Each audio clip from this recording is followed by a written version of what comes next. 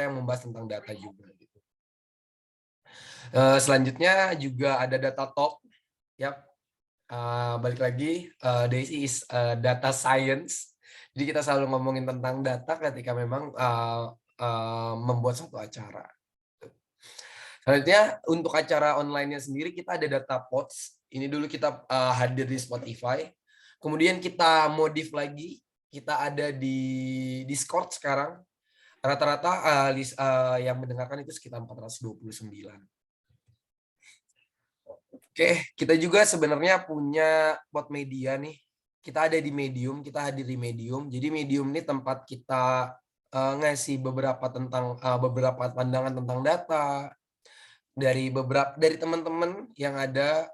Terus dari hasil misalkan ada suatu universitas mengadakan kompetisi, nah hasil terbaiknya itu akan ditaruh di Medium kita juga sebagai sarana untuk branding diri juga sih sebenarnya di Medium DSI ini.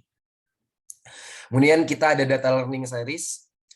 Jadi di sini kita biasanya ngebahas tentang gimana sih caranya Tableau bekerja, gimana sih kesehatan hubungan antara kesehatan dengan data dan lain-lain. Biasanya ini kita taruh di Instagram kita, teman-teman. Kemudian ini kita juga ada data science learning pad yang ada di GitHub.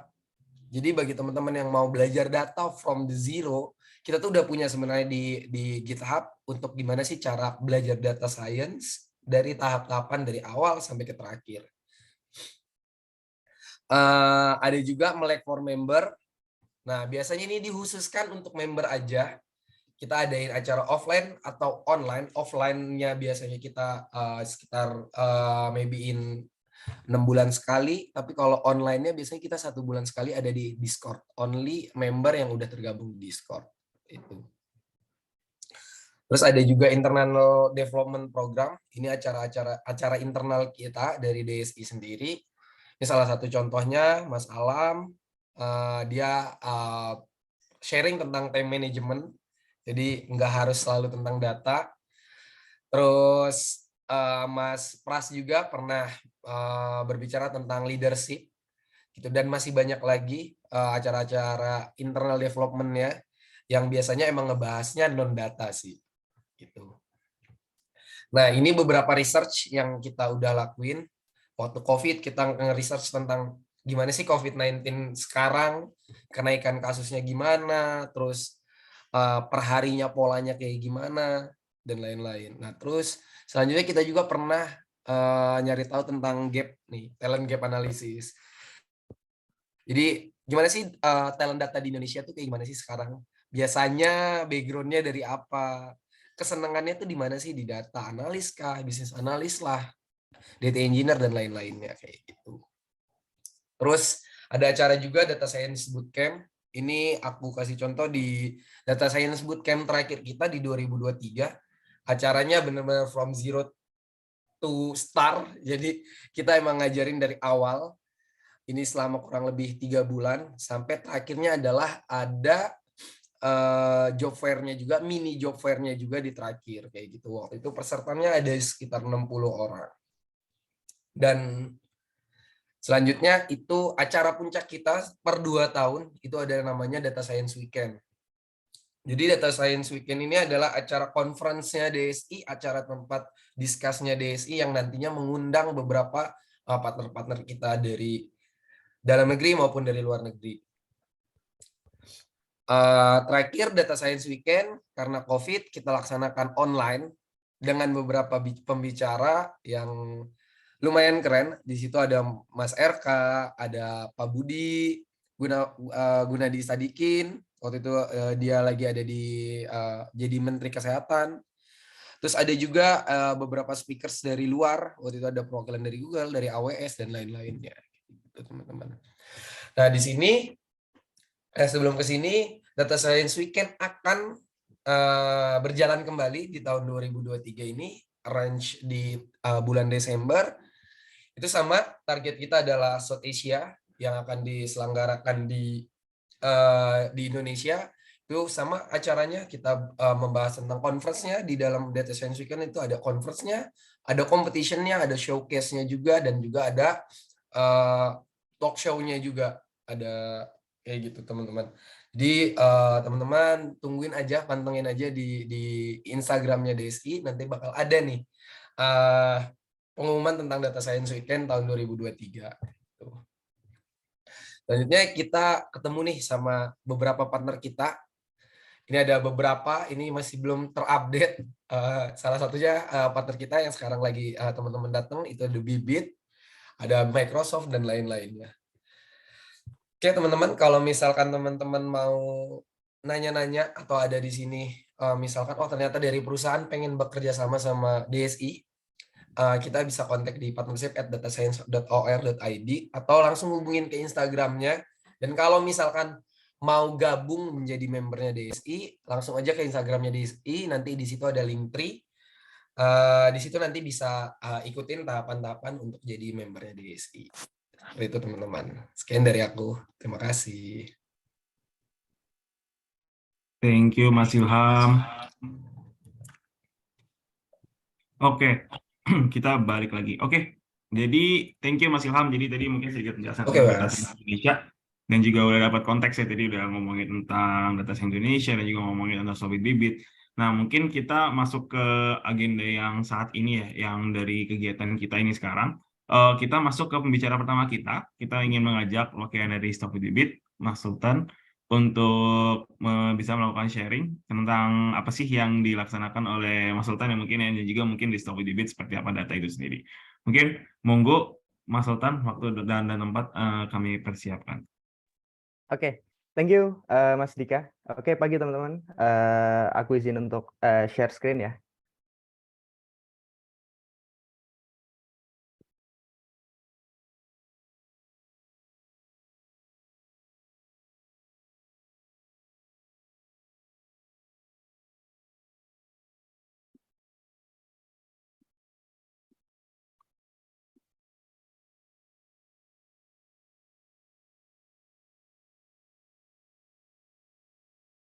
Mas Sultan?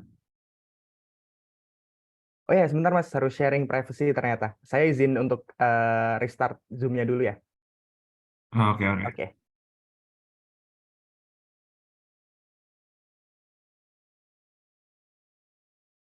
Oke. Jadi mungkin tadi apa yang kalau misalnya dari judulnya, misalnya kita ngelihat ya tadi kan udah sekaligus ya kita sharing ya. Maksudnya kita memang ada ide besar di mana kita ingin sharing gimana how leveraging data for better decision making. Mungkin kita mikirnya kalau misalnya di sini konteksnya ada dua pembicara, satu dari wealth management industry dan satu lagi dari financial industry gitu ya. Dan mungkin khususnya di banking. Nah, mungkin di sini bisa ngasih berbagai perspektif. Monggo teman-teman, jangan lupa kalau misalnya mau ada pertanyaan, bisa langsung dari chat, kolom chat ini sendiri. Jadi sangat mudah. Nanti kita akan kumpulin beberapa pertanyaan-pertanyaan itu yang kita akan tanyakan di akhir setelah Mas Sultan dan juga Mas Iqbal nanti melakukan presentasi. Mas Sultan, udah aman Mas? Udah, aman Mas. Oke, sip. Ini saya berikan lagi kesempatan buat Mas Iqbal. Mas Sultan, monggo. Oke, terima kasih Mas. Ya.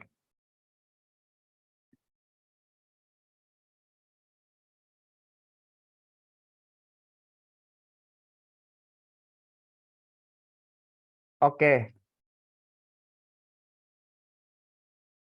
Oke, pagi semuanya. Jadi di pagi hari ini kita bakal ngobrol-ngobrol santai aja, ngobrol-ngobrol santai gitu.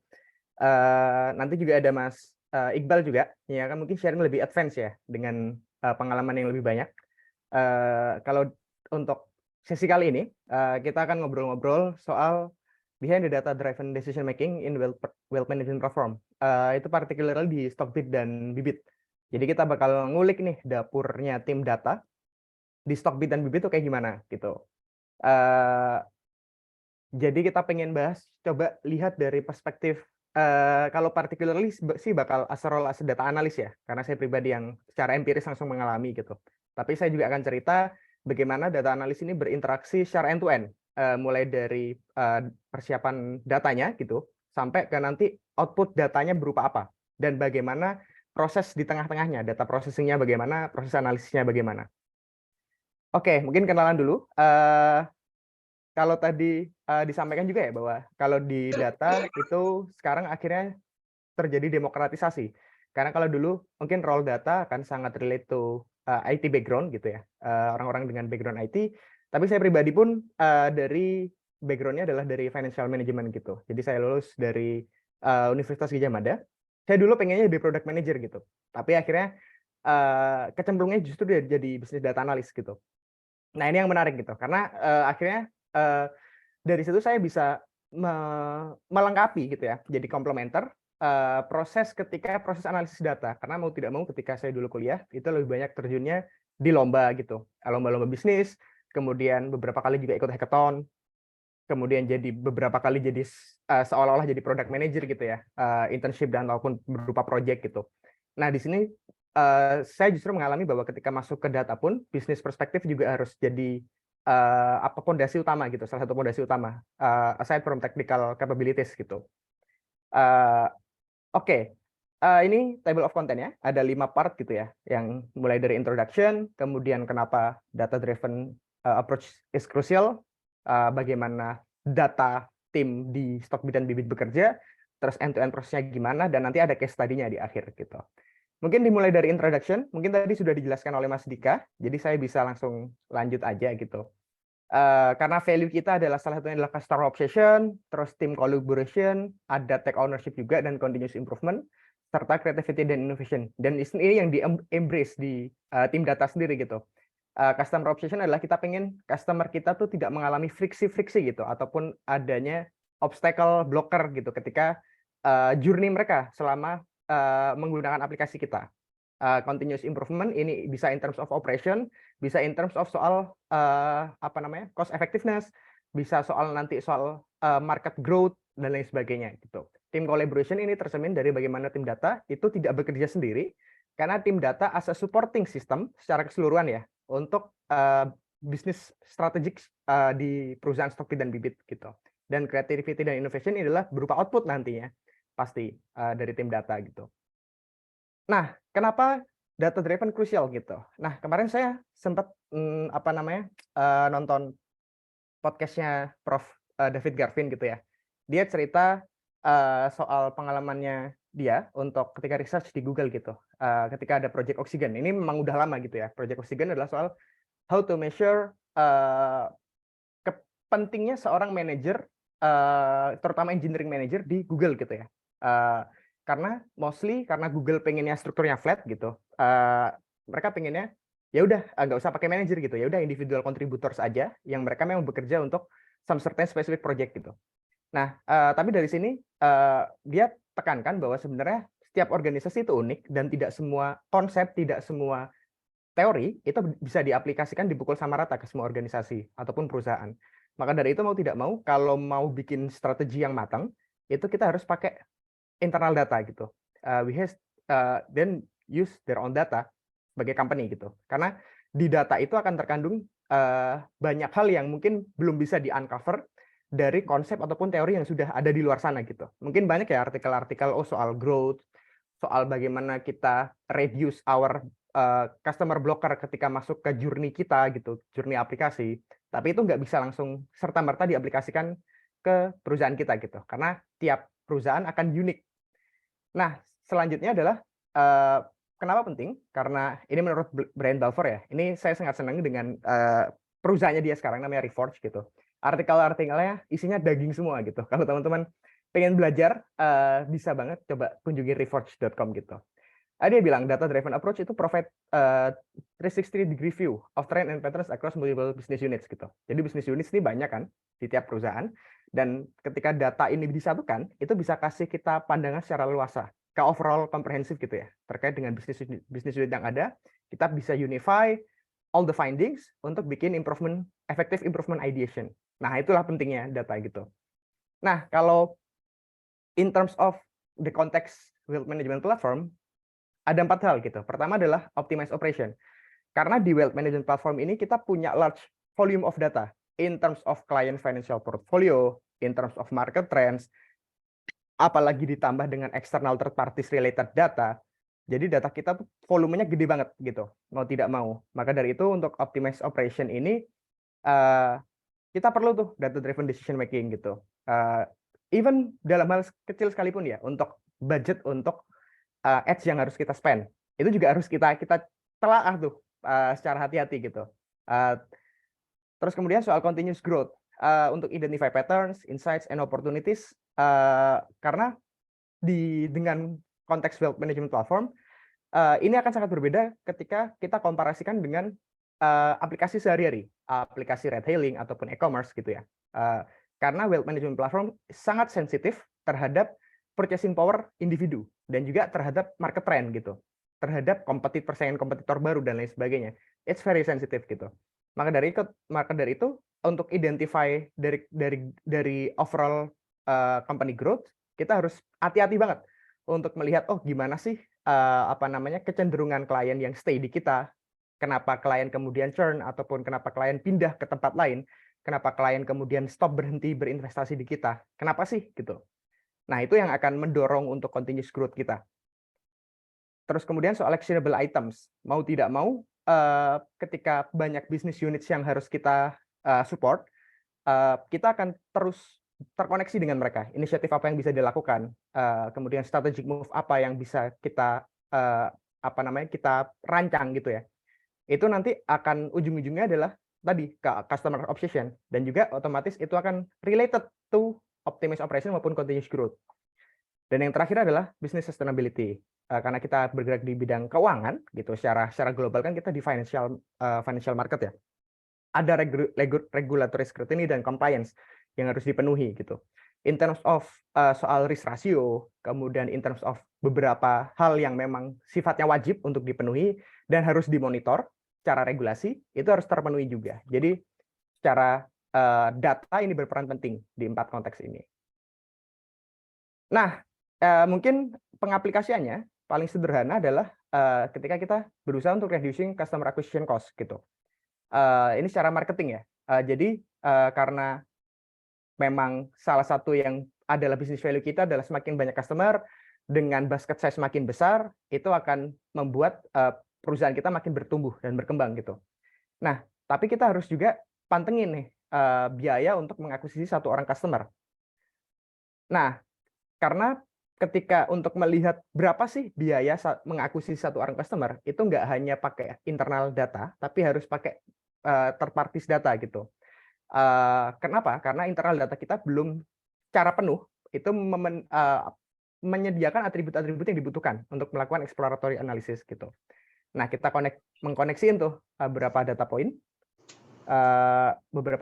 gitu ya untuk dijadikan satu, kita agregasi untuk make sure tabularity-nya itu pada detail level of yang kita butuhin gitu. Dia datang dari mana, lewat campaign ID yang mana, kita spend berapa, itu harus ada di sana. Nah, dari sana kita bisa conduct tuh ketika punya data pattern time series data yang cukup banyak ya, itu kita bisa conduct tuh analisisnya dari sana. Contohnya nih, ketika kita dari bulan kedua ke bulan ketiga itu ada optimum budget allocation implementation, itu akan nge-reduce dari ketiga channel berbeda ini untuk cost customer acquisition cost secara signifikan gitu. Jadi kita tahu bahwa di tiap platform tuh pasti punya user pool yang terbatas, dan user pool terbatas ini kita harus address sebisa mungkin secara efektif kita spending budget. Karena mau tidak mau kalau kita overspending itu akan justru tingkat akurasi targeting dari platform itu akan makin lama makin turun gitu. Makin lama makin saturated user pool di platform tersebut. Let's say Instagram gitu ya, Instagram Ads. Karena Instagram Ads punya user pool tersendiri dan kita wealth management platform yang mana kita sangat targeted usernya. Semakin besar kita spend budget, itu makin lama makin saturated marketnya. Dan platform ini akan menarget orang-orang yang justru secara probability untuk jadi user loyal kita tuh makin rendah gitu. Jadi kita harus nentuin optimum budget allocation dan juga prom-promnya. Prom-prom ketika harus targeting di strategi paid ads-nya. Ini contohnya bagaimana semua data dikombinasikan, itu kita bisa achieving salah satunya ya untuk optimize operating cost gitu. In terms of ini adalah soal marketing cost. Itu. Nah, terus kemudian gimana sih kalau tim data di Stockbit gitu ya? Kita punya 4 tim gitu ya, di bawah satu head of data. Yang pertama adalah data engineer. Data engineer ini yang akan handle untuk end-to-end pipeline-nya, untuk make sure soal data reliability, untuk data processing and transformation, terus kemudian untuk nge-maintain lifecycle development juga. Terus kemudian kalau ada tim BI, Business Intelligence, ini akan supporting di bagian untuk building dashboards, kemudian untuk data profile enrichment, kemudian juga untuk collect data documentation and definition, serta ketika ada project-project ad hoc, itu akan disupport oleh tim BI gitu. Terutama data retrieval, untuk kemudian nge-maintain data dashboard quality, karena mau tidak mau seringkali dashboard ini harus di-revamp secara berkala gitu, untuk become stay relevant dengan kebutuhan dari business units. Dan kalau di data analis, itu kita lebih sering akan bekerja dengan related stakeholders gitu. Kita akan banyak ngobrol, kita akan banyak diskusi, kita juga mau tidak mau harus terjun untuk ketika ada product development baru, kita harus nyiapin untuk event tracking preparation gitu. Kita harus make sure bahwa semua data atribut yang dibutuhkan nantinya itu sudah akan tersedia untuk di testing dan di staging gitu.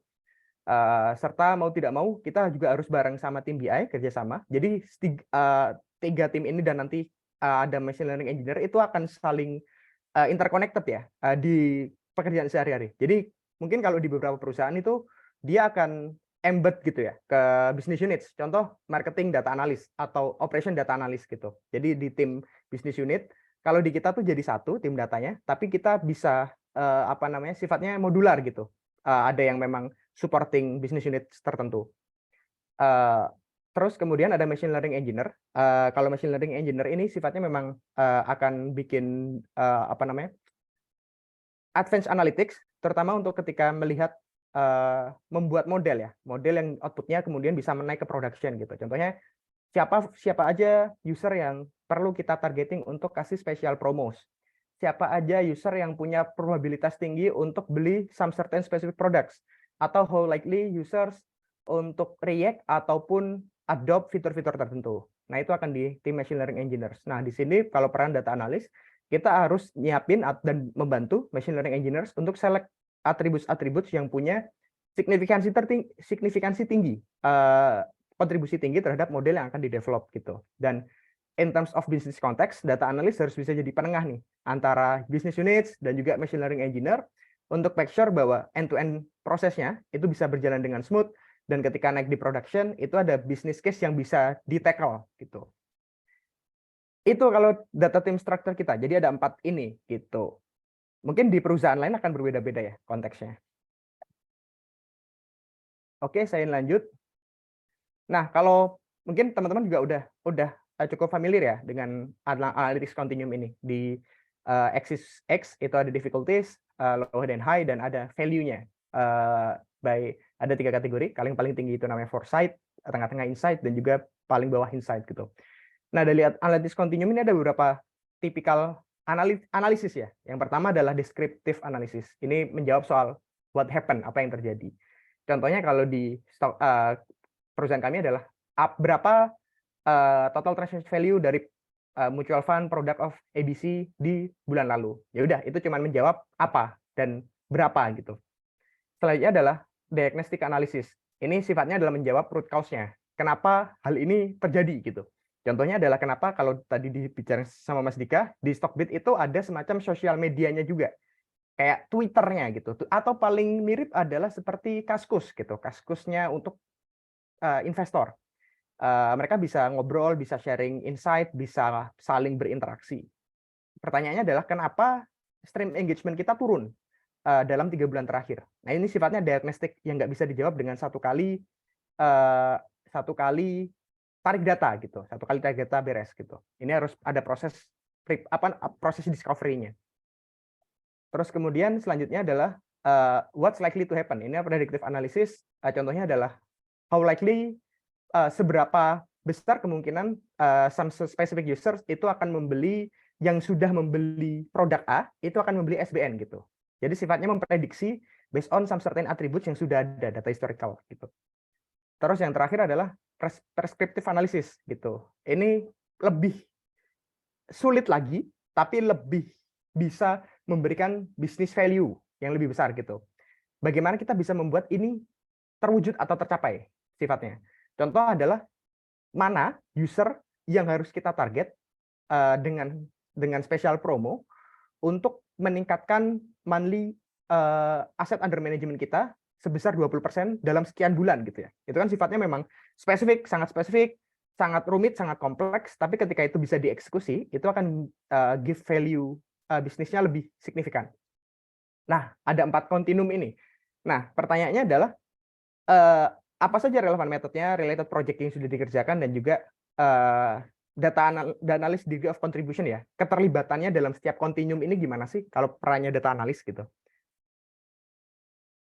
Nah, kalau yang mulai dari yang descriptive analysis, ini sifatnya memang biasanya ada tuh schedule report, terus query and ad hoc reporting, terus data retrieval.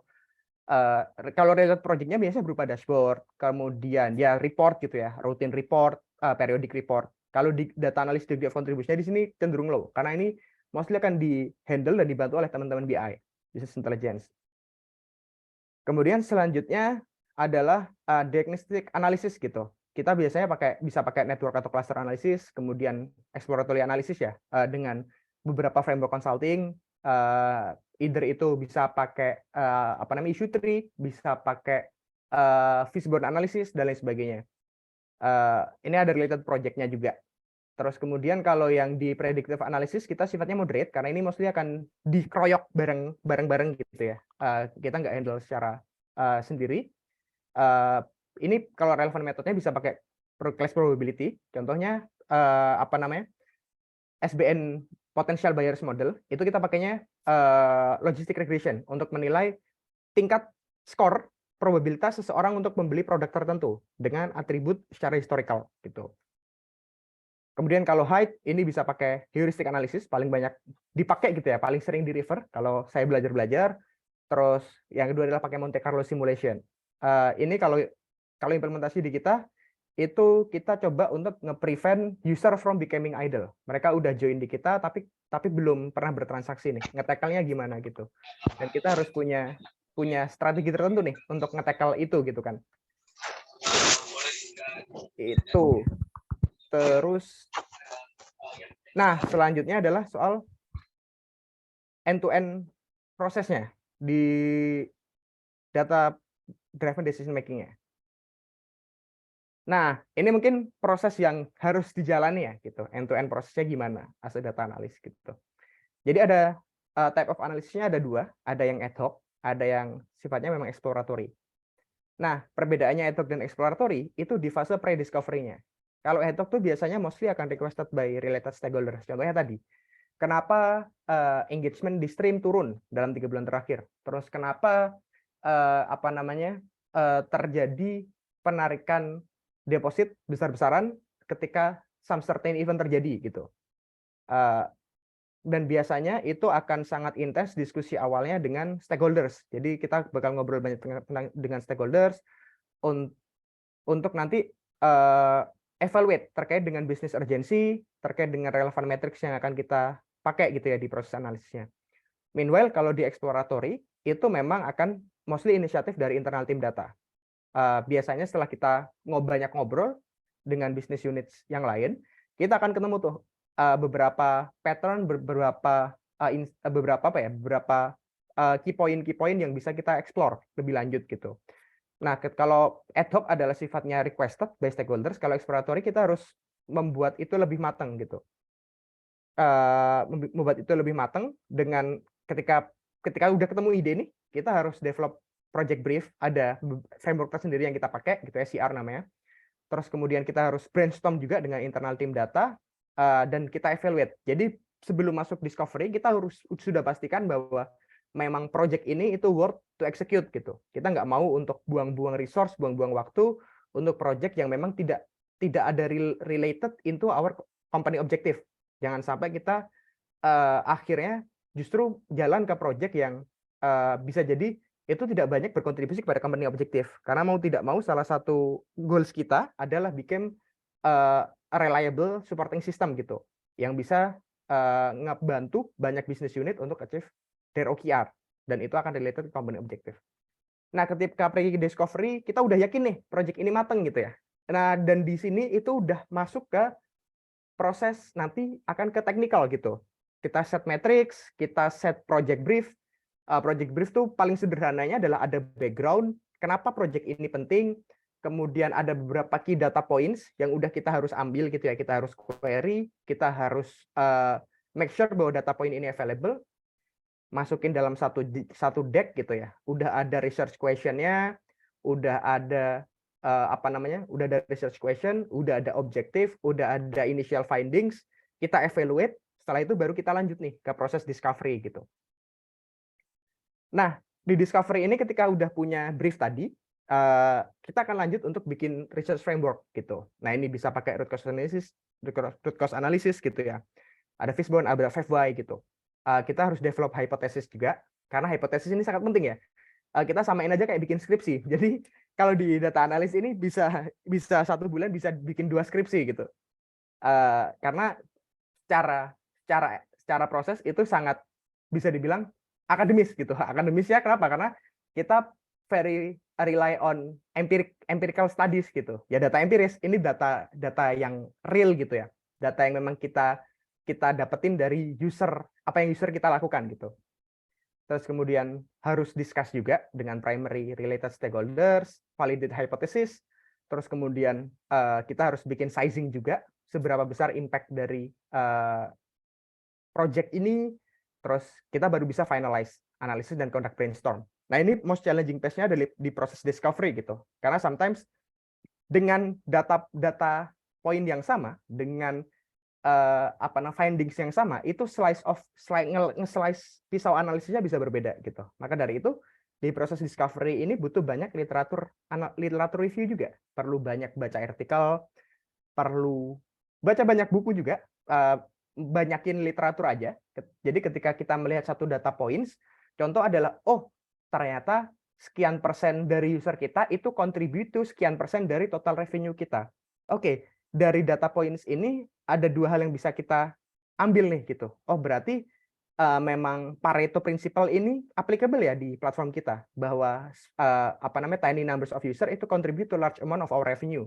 Tapi yang kedua adalah bisa jadi adalah kalau kita kehilangan tiny number of users ini, kita bisa mengalami sharp declining in the future gitu. Ketika user-user ini tidak kita maintain, itu bisa jadi kita akan kesulitan nih untuk growing gitu. Nah, jadi mau tidak mau satu data points ini bisa reflected into several analisis juga nanti bercabang gitu. Nah, ini pentingnya nih di proses discovery. Jadi ngulik datanya berkali-kali, dan ini jujur yang paling panjang ketika conduct analisis ya, terutama diagnostic analysis tadi. Dan diagnostic analysis biasanya bisa di follow through untuk conduct prescriptive analysis gitu. Selanjutnya masuk ke execution. Ketika kita selesai ini discovery, kita udah discuss sama stakeholder, kita present findings-nya, final presentation-nya, kita akan nyiapin possible action item-nya, dan di sini akan ada terjadi agreement. Mana action item yang memang bisa di-execute, mana yang harus di-postpone, mana yang harus di-deprioritize, dan kita akan follow through ketika selesai di execution ini gitu. Ketika nanti di execution, contoh kita butuh data point baru nih, atau kita harus make sure bahwa data availability-nya ada gitu ya, untuk inisiatif ini bisa di-execute gitu. Kita harus connect dengan tim data engineers gitu. Kalau kita butuh model, kita harus ke tim machine learning. Nah, ketika proses evaluasi, mostly adalah berupa monitoring gitu ya. Either itu post launch analysis, bisa lewat analisis singkat, ataupun kita butuh dashboard yang sifatnya continue. Ini kita akan connect ke tim BI gitu. Jadi end-to-end proses ini akan mau tidak mau data analis nggak bekerja sendiri di internal tim data. Kita akan kerja bareng tim data engineer, tim BI, termasuk juga tim machine learning engineer gitu di proses-proses ini. Oke, selanjutnya, nah ini yang penting.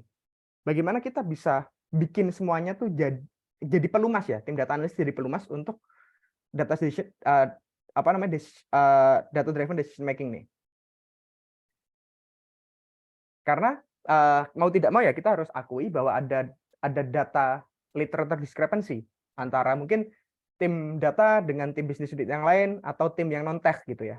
Tim non tech itu kadang kita ada gap untuk mentransfer nih soal technical terms, soal beberapa hal yang sifatnya lumayan kompleks ke business units gitu, agar itu lebih mudah dieksekut, lebih mudah dipahami, karena sifatnya memang kita harus ngasih insight yang itu as simple as possible, sesederhana mungkin, tapi itu bisa mengcapture keseluruhan pattern, keseluruhan findings yang kita dapat gitu.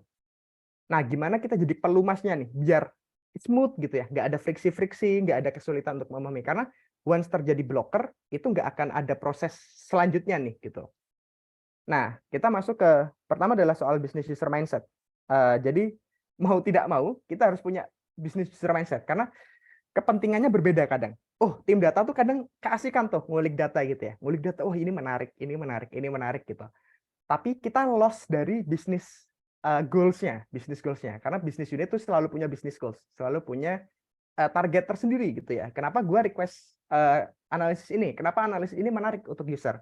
Jadi aside from ini menarik secara technical, secara theoretical gitu ya. Wah, menarik nih ada pattern tertentu ketika some specific event terjadi dan lain sebagainya. Tapi pertanyaan user adalah selalu gimana ini bisa ngebantu gua nih gitu untuk make a decision atau make an initiative gitu. Maka mau tidak mau kita harus paham nih end to end prosesnya. Contoh ada product development baru. Data analis harus paham end to end prosesnya. Kenapa kenapa produk ini launch? Apa hubungannya sama company strategic objective atau OKR gitu. Ini tujuannya kemana?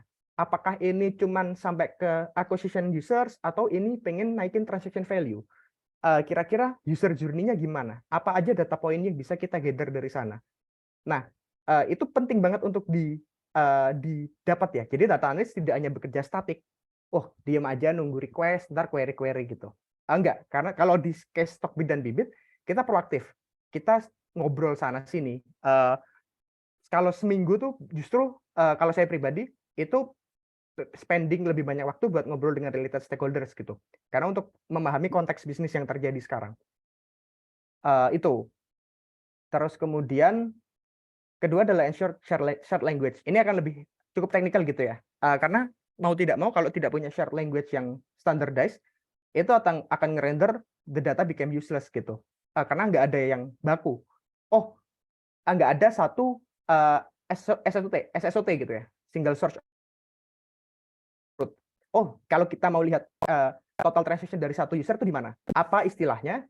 Apakah data ini trustworthy atau enggak gitu. Jadi ensure untuk ini, terutama untuk nanti ketika data-data behavioral, data-data user journey, data-data user kemana aja, pakai fitur apa aja dan lain sebagainya, itu harus bisa become standardized, mau tidak mau. Jadi ketika product manager contohnya tanya, Sultan, gue pengen tahu dong kemarin berapa ya yang ada fitur ini, berapa ya yang sticky pakai fitur ini, berapa yang ini gitu ya. Dan itu harus sudah terstandardized di awal di technical documentation-nya, di event tracking dokumennya sudah ada. Ketika nanti user itu buka dashboard-nya mereka sendiri, itu bisa langsung ngelihat tuh, oh ini maksudnya, oh maksud kalimat ini tuh ini. Jadi ada dictionary yang sudah interconnected gitu. Jadi ensure share language tadi.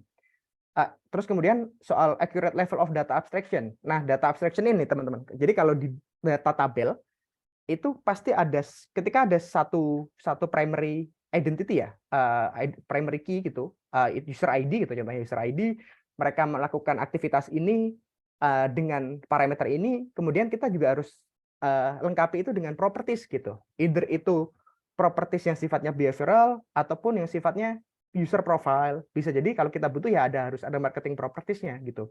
Jadi properties ini akan memudahkan user kalau kita sendiri pakai tracking tools-nya, itu salah satunya pakai Clevertap ya, let's say. Jadi Clevertap tuh si user bisa akses sendiri, dan kalau mereka mau ngefilter, oh berapa banyak sih user yang sudah regis sekuritas yang pakai fitur gua. Jadi mereka bisa langsung tuh ngefilter, oh user ini sekuritas atau enggak. Itu kan masuknya ke user profile properties ya, gitu. Atau gua pengen tahu nih user-user yang datang dari Google itu lebih aktif nggak sih pakai bertransaksi di hari-hari tertentu gitu. Ya mereka bisa langsung filter sendiri. Jadi data level abstraction-nya harus kita maintain juga. Yang terakhir adalah soal ngejaga data itu sebagai core initiative, mau nggak mau. Karena mungkin di beberapa case itu mostly business user tuh melihatnya data tuh as a project aja, as a single project, short run project gitu. Ya udah gue butuh data, pengen tahu aja, selesai. Tapi mau tidak mau kita harus nge-treat data as a core initiative, karena kalau enggak gitu kita hanya akan troubleshoot masalah-masalah simpel, masalah-masalah yang nggak giving any value added ke company sustainability. Jadi kita memang harus memprioritaskan mana yang memang harus kita solve, mana yang enggak gitu ya. Contoh adalah kalau kita proses analisis, kita harus ada stakeholder direct involvement. Kita harus berani nge-challenge mereka juga ketika proses analisis ya. Ini kita udah conduct analisis ini, kira-kira lu bisa execute gak inisiatif ini? Kalau nggak ada, blokernya apa? Gitu. Jadi prosesnya tuh emang udah enak tuh. Mereka udah paham kenapa urgent analisis ini. Kemudian mereka juga tahu bahwa oke, next step-nya adalah ini, impact-nya akan sekian, maka dari itu gue harus allocate resource berapa. Dan itu core initiative adalah kita bagaimana bikin impactful outcome ya, impactful outcome yang akan generate revenue otomatis ke company. Nah, jangan lupa juga soal impact measurement, karena mau tidak mau yang jadi leverage untuk kita untuk make sure bahwa inisiatif kita bisa doable adalah lewat seberapa urgent, seberapa impactful analisis yang kita hasilkan gitu. As long as kita bisa generate impactful analysis, maka data ini akan maka proses end-to-end data ini akan semakin disayang gitu ya, dan itu disayang sama semua stakeholder. Oh ternyata gue kalau ngobrol sama tim data tuh asik ya. Gue kalau ngobrol sama tim data dapat insight baru, mereka kasih ideation, mereka supportive, mereka membangun gitu ya, kritiknya membangun, sarannya membangun gitu. Jadi mau tidak mau ini end-to-end nih, 1, 2, 3 ini harus jadi satu, harus jadi pillars untuk kalau di data analysis di Stockbit gitu. Nah, yang terakhir adalah case study. Ini mungkin saya bikin simpel ya, karena waktunya udah mepet juga. Ketika kita ditanya gitu ya, bagaimana ningkatin Stockbit total transaction value gitu. Oke, kita slicing tuh. Kita slice kedua. Bisa bisa naikin number of FTB users. FTB users adalah user yang pernah bertransaksi, first time buy. Atau kedua adalah improve user lifetime value. Jadi kan naikin quantity ataupun naikin quality gitu. Ada dua kubu yang berbeda gitu. Oke, kenapa kita nggak milih improve user lifetime value? Karena yang kita cari sekarang adalah lagi pengen untuk nge-solve yang lebih low effort gitu. Karena kalau improve user lifetime value itu masuknya ke lower funnel untuk maintenance gitu ya, nge-maintain. Kita pengennya yang upper funnel. Kita solve upper funnel problem dulu. Oke, increase number of first time buy user bisa dengan apa? Bisa dengan dua. Kita nambah new users yang lebih atas lagi, naikin upper funnel lagi, terus kemudian atau improve user konversinya.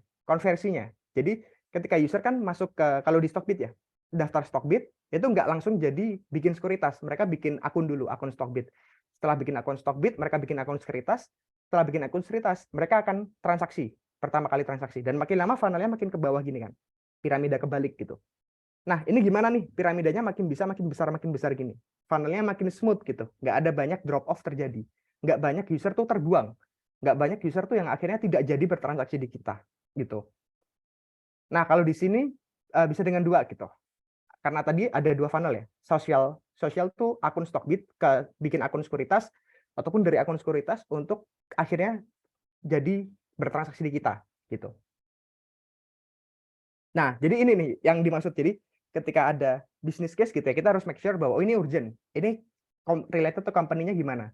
Oke, habis itu kita coba nih slice and dice, cari literatur review, harus ambil initial data dulu, bikin hipotesis gitu kan. Nah ini udah rangkuman jadi satu sih gitu, rangkuman jadi satunya. Oke, kita harus identify current condition dan isunya. Oke, ternyata onboarding funnel effectiveness-nya kita nggak efektif nih, ada sekian persen drop off gitu ya. Terus kemudian ternyata kita cek, ternyata sekian persen dari user yang hooked tuh berarti dia consecutive aktif pakai Stockbit dalam 2 minggu pertama tuh more likely untuk become our sekuritas gitu ya. Terus kemudian kita belum punya nih nudging mechanism gitu. Terus kalau driver untuk dari sekuritas bertransaksi gimana sih?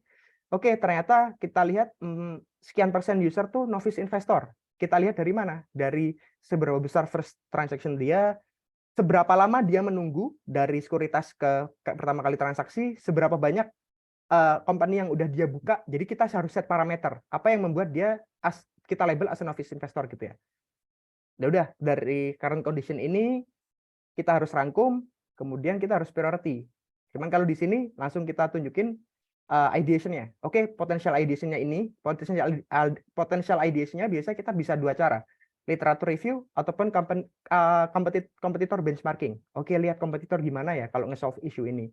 Atau di literature review gimana ya kalau di e-commerce, ride hailing, industri lain kalau nge-solve issue ini gimana ya. Ya udah ada ideation, habis ideation kita biasanya prioritization. Impact measurement dulu. Mana inisiatif yang kira-kira kasih impact kita paling oke. Mana inisiatif yang kira-kira low effort tapi high impact gitu ya. Nah, dari sana baru kita kemudian propose tuh ke business units ya atau business stakeholders. Seperti itu mungkin. Ini kalau yang case diagnostic analysis ya.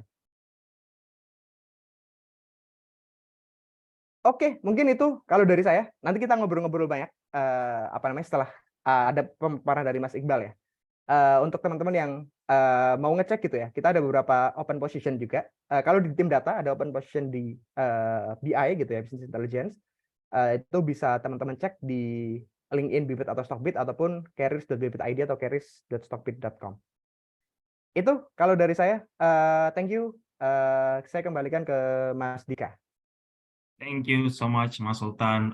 Jadi banyak banget tadi, banyak yang dipelajarin dan mungkin bisa dibilang itu real case semua ya Mas Sultan ya. Real case apa yang dihadapi Mas Sultan sehari-hari gitu ya. Dan thank you so much for sharing that. Dan itu pasti banyak banget insight-insight baru dan mungkin teman-teman di sini semoga juga bisa belajar banyak ya tentang apa sih yang terjadi di data-data yang terjadi di Stockbit Bibit dan kita manfaatin buat apa gitu. Nah, nanti mungkin kita bakal diskusi lebih lanjut lagi. Monggo kalau ada pertanyaan silakan bisa munculkan di kolom chat. Nanti kita akan kumpulkan untuk di sesi tanya jawab di akhir setelah kita memasuki pembicara kedua. Nah, yang kedua kita ingin memasuki konten yang berbeda nih. Tadi kita ngomongin tentang wealth management industry dan kita mau masuk ke financial industry.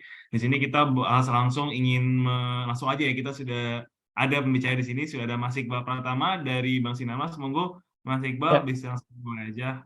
Oke. Thank you, Mas Dika. Bentar, aku share screen dulu.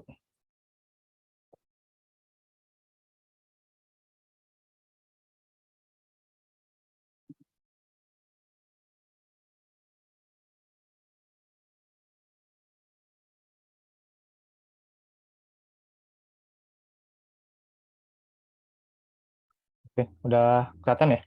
Kelihatan, Mas. Oke, jadi selamat siang teman-teman semua. Terima kasih. Pertama-tama saya ucapin buat teman-teman Stockbit yang udah undang kami dari DSI untuk ikut sharing-sharing di sini. Mungkin di sini kita sifatnya cuma ngobrol-ngobrolin aja ya, ngobrol-ngobrol santai. Sebelumnya perkenalan, namaku Iqbal. Sekarang aku ada di Bank Sinarmas. Posisinya ada di unit AI dan Decision Science. Sebelumnya juga di Bank Mandiri. Makanya di sini aku bawain materi tentang data science implementation in financial industry, terutama di studi kasus perusahaan perbankan. Jadi ini outline yang mau aku bawain di siang hari ini. Jadi pertama-tama mungkin aku ada introduction data science di industri perbankan itu seperti apa, kemudian mungkin nanti aku bakal lebih banyak di studi kasusnya. Di sini aku ngebawain ada 3 studi kasus. Mungkin nanti kita lebih banyak ngobrol di bagian studi kasusnya ya. Oke, tanpa berlama-lama, kita masuk ke introduction dulu. Nah, jadi kenapa sih industri perbankan itu butuh yang namanya data scientist? Yang pertama itu udah pasti karena data yang beredar sekarang tuh udah sangat banyak dan size-nya tuh udah gede banget. Makanya data scientist ini dibutuhin untuk bantu ngolah-ngolah data yang banyak dan kotor ini supaya jadi sesuatu yang valuable bagi sebuah perusahaan untuk meningkatkan servisnya. Yang kedua itu ada behavior shift. Behavior shift di sini yang dimaksud itu kalau zaman dulu tuh orang-orang kan kalau misalnya mau transaksi tuh harus agak ribet ya, harus ke ATM, terus harus ke cabang misalnya. Nah, sekarang tuh dengan adanya mobile banking yang udah keren-keren banget nih fitur-fiturnya, semuanya tuh bisa dilakukan secara online. Jadi shifting behavior-nya tuh dari dulunya yang transaksinya tuh banyakkan transaksi offline, sekarang jadi transaksi online. Mau transfer ke teman, tinggal klik di aplikasi. Mau bayar ini itu tagihan, tinggal klik juga di aplikasi. Mau bayar tiket konser, bahkan mau beli tiket konser sekarang udah via mobile banking juga. Nah, ini salah satu contoh behavior shift-nya. Kemudian yang terakhir itu ada rising competitor. Jadi perbankan-perbankan konvensional ini sekarang saingannya tuh udah bukan bank lain aja, tapi udah ada kompetitor baru berbentuk fintech startups. Terutama fintech startups ini kan basisnya teknologi ya. Jadi bank-bank konvensional tuh nggak boleh ketinggalan nih, harus mengembangkan teknologinya juga supaya nggak kalah saing sama fintech startup ini. Oke, kemudian skill-skill apa aja sih yang dibutuhin kalau mau jadi financial data scientist? Di sini aku bagi dua, ada technical sama business skills. Jadi yang pertama tuh di skill technical, yang pasti teman-teman harus bisa programming. Karena kalau buat pengolahan data, biasanya teman-teman di industri perbankan tuh pakai Python atau R. Kemudian SQL juga nggak kalah penting, karena biasanya kalau misalnya ada satu project nih, teman-teman data di bank itu bakal narik dulu data-datanya dari database atau data warehouse pakai SQL, baru kemudian dianalisis lebih lanjut, atau bahkan misalnya bikin machine learning model itu pakai Python atau pakai R. Kemudian yang kedua, ada statistik. Kenapa statistik di sini aku taruh? Jadi teman-teman itu harus bisa basic statistik itu buat sense check data-data yang mau kita pakai itu apakah valuable bagi analisis yang nantinya bakal kita jalankan gitu ya. Mungkin yang di sini yang wajib diketahui itu mungkin as simple as average itu apa, mean itu gimana, median itu gimana, kapan kita harus pakai mean, kapan kita harus pakai median, terus juga kuartil 1, kuartil 3, persentil, kemudian standar deviasi, kemudian juga properti distribusi suatu data itu gimana, kalau misalnya distribusi normal harus diapain, kalau distribusinya nggak normal itu harus diapain. Kemudian ada juga data visualization. Nah, data visualization itu nanti related sama business skill yang data storytelling nih. Jadi teman-teman tuh harus bisa istilahnya mengubah data-data yang tadinya kotor, yang bingung tuh orang-orang tuh bingung ini tuh data apa sebenarnya, tuh divisualisasikan sedemikian rupa sebagus apapun, supaya nanti waktu kita presentasi ke teman-teman yang non teknikal, decision maker yang non teknikal tuh mereka nggak perlu nggak bingung gitu, ini tuh data apa gitu, terus apa inputnya, apa insight-nya yang bisa gue ambil nih dari data-data ini gitu. Kemudian technical skills yang terakhir ada di modeling. Nah, kenapa modeling ini nggak aku taruh paling atas? Karena ternyata sebenarnya nggak semua problem yang ada di industri perbankan tuh harus diselesaikan dengan membuat machine learning model. Dulu waktu aku awal-awal masuk ke industri perbankan tuh mikirnya, wah mantap nih jadi data scientist gitu kan di bank. Bakal banyak nih bikin modeling segala macam. Ternyata nggak juga, karena ada aja problem-problem yang bisa diselesaikan tuh dengan as simple as descriptive statistik atau bahkan inferential statistik. Jadi nggak perlu sampai modeling itu bisa gitu kita selesaikan. Karena balik lagi tujuan kita itu di sini, kita tuh mau ngasih value ke perusahaan. Kita bukan mau keren-kerenan secara teknikal, tapi kita lebih mau ngasih value gimana caranya dari data yang ada tuh kita memberikan manfaat bagi perusahaan ataupun bagi customer-customer kita. Nah, tapi apakah berarti modeling itu nggak perlu belajar banyak? Nggak juga, karena tetap ada project-project yang better kita solve itu pakai machine learning model. Kemudian pindah ke business skills. Yang pertama tuh business understanding. Sebagai orang teknikal, kita tuh juga perlu tahu tujuan dari unit-unit bisnis yang yang mau collab sama kita nih, yang minta kita untuk analisa tuh tujuannya tuh mau ngapain. Misalnya output yang diharapkan tuh seperti apa, terus nantinya operasional datanya tuh seperti apa, kemudian sukses parameter dari project yang disampaikan ke kita tuh maunya kayak gimana gitu. Kemudian yang kedua juga kita harus paham market segmentation. Di sini aku ngambil contoh mungkin bank-bank BUMN ya, kan ada 4, ada Bank Mandiri, ada Bank BRI, ada BNI, sama ada Bank BTN. Nah, 4 bank ini tuh segmen marketnya tuh udah beda-beda sendiri. Mereka ada spesialisasinya masing-masing. Jadi kalau Mandiri itu spesialisasinya ada di nasabah korporat, kalau di BNI spesialisasinya tuh ada di nasabah internasional, jadi international banking, remittance, transaksi forex gitu-gitu ya. Kemudian kalau BRI seperti yang teman-teman tahu lebih banyak main di bisnis mikro, UMKM. Kemudian kalau Bank BTN itu lebih banyak bisnisnya di sektor mortgage ataupun perumahan. Nah, beda-beda spesialisasi ini tuh tentunya bakal berdampak ke demografi nasabah yang berbeda-beda juga. Nah, makanya teman-teman juga perlu tahu nih, segmen market yang mau gua analisa tuh orang-orangnya tuh kayak gimana gitu. Yang ketiga ini tadi data storytelling. Seperti yang tadi aku bilang, kita tuh harus bisa apa ya, menjelaskan project yang kita bikin dari yang tadinya teknikal kita translate ke bentuk yang bisa dipahami sama decision maker yang bersifatnya non teknikal gitu. Nah, mungkin kita langsung masuk ke studi kasus saja. Di sini yang pertama ada case study yang pertama ada credit scoring. Jadi ini waktu aku bikin materi, ketemu gambar ini nih. Terus aku pikir, wah ini gambarnya udah paling cocok banget buat ngejelasin si case study yang credit scoring ini. Ini aku ngambilnya dari user GitHub Insan CS. Nah, di credit scoring itu tujuannya tuh ngapain sih? Jadi credit scoring itu biasanya tujuannya kita tuh mau ngasih nilai nih ke customer-customer kita. Customer-customer yang punya kredit sama kita atau bahkan customer-customer calon kreditur kita. Jadi itu kita mau tahu mereka ini kalau misalnya di scoring apakah skornya bagus atau skornya tuh potensial jadi jelek. Jadi kita tuh bisa apa ya? Bisa selektif gitu dalam memilih customer mana yang mau kita kasih kredit yang gede misalnya. Kalau misalnya skornya jelek, jangan sampai kita ngasih kredit yang apa ya, yang gede supaya nanti kita nggak rugi lah gitu intinya. Nah, di sini pendekatannya tuh kita bisa ada dua. Kita bisa pakai model machine learning, regresi untuk ngeluarin skornya, atau bahkan kita juga bisa pakai simple model, as simple as kita bikin variable analisis nih.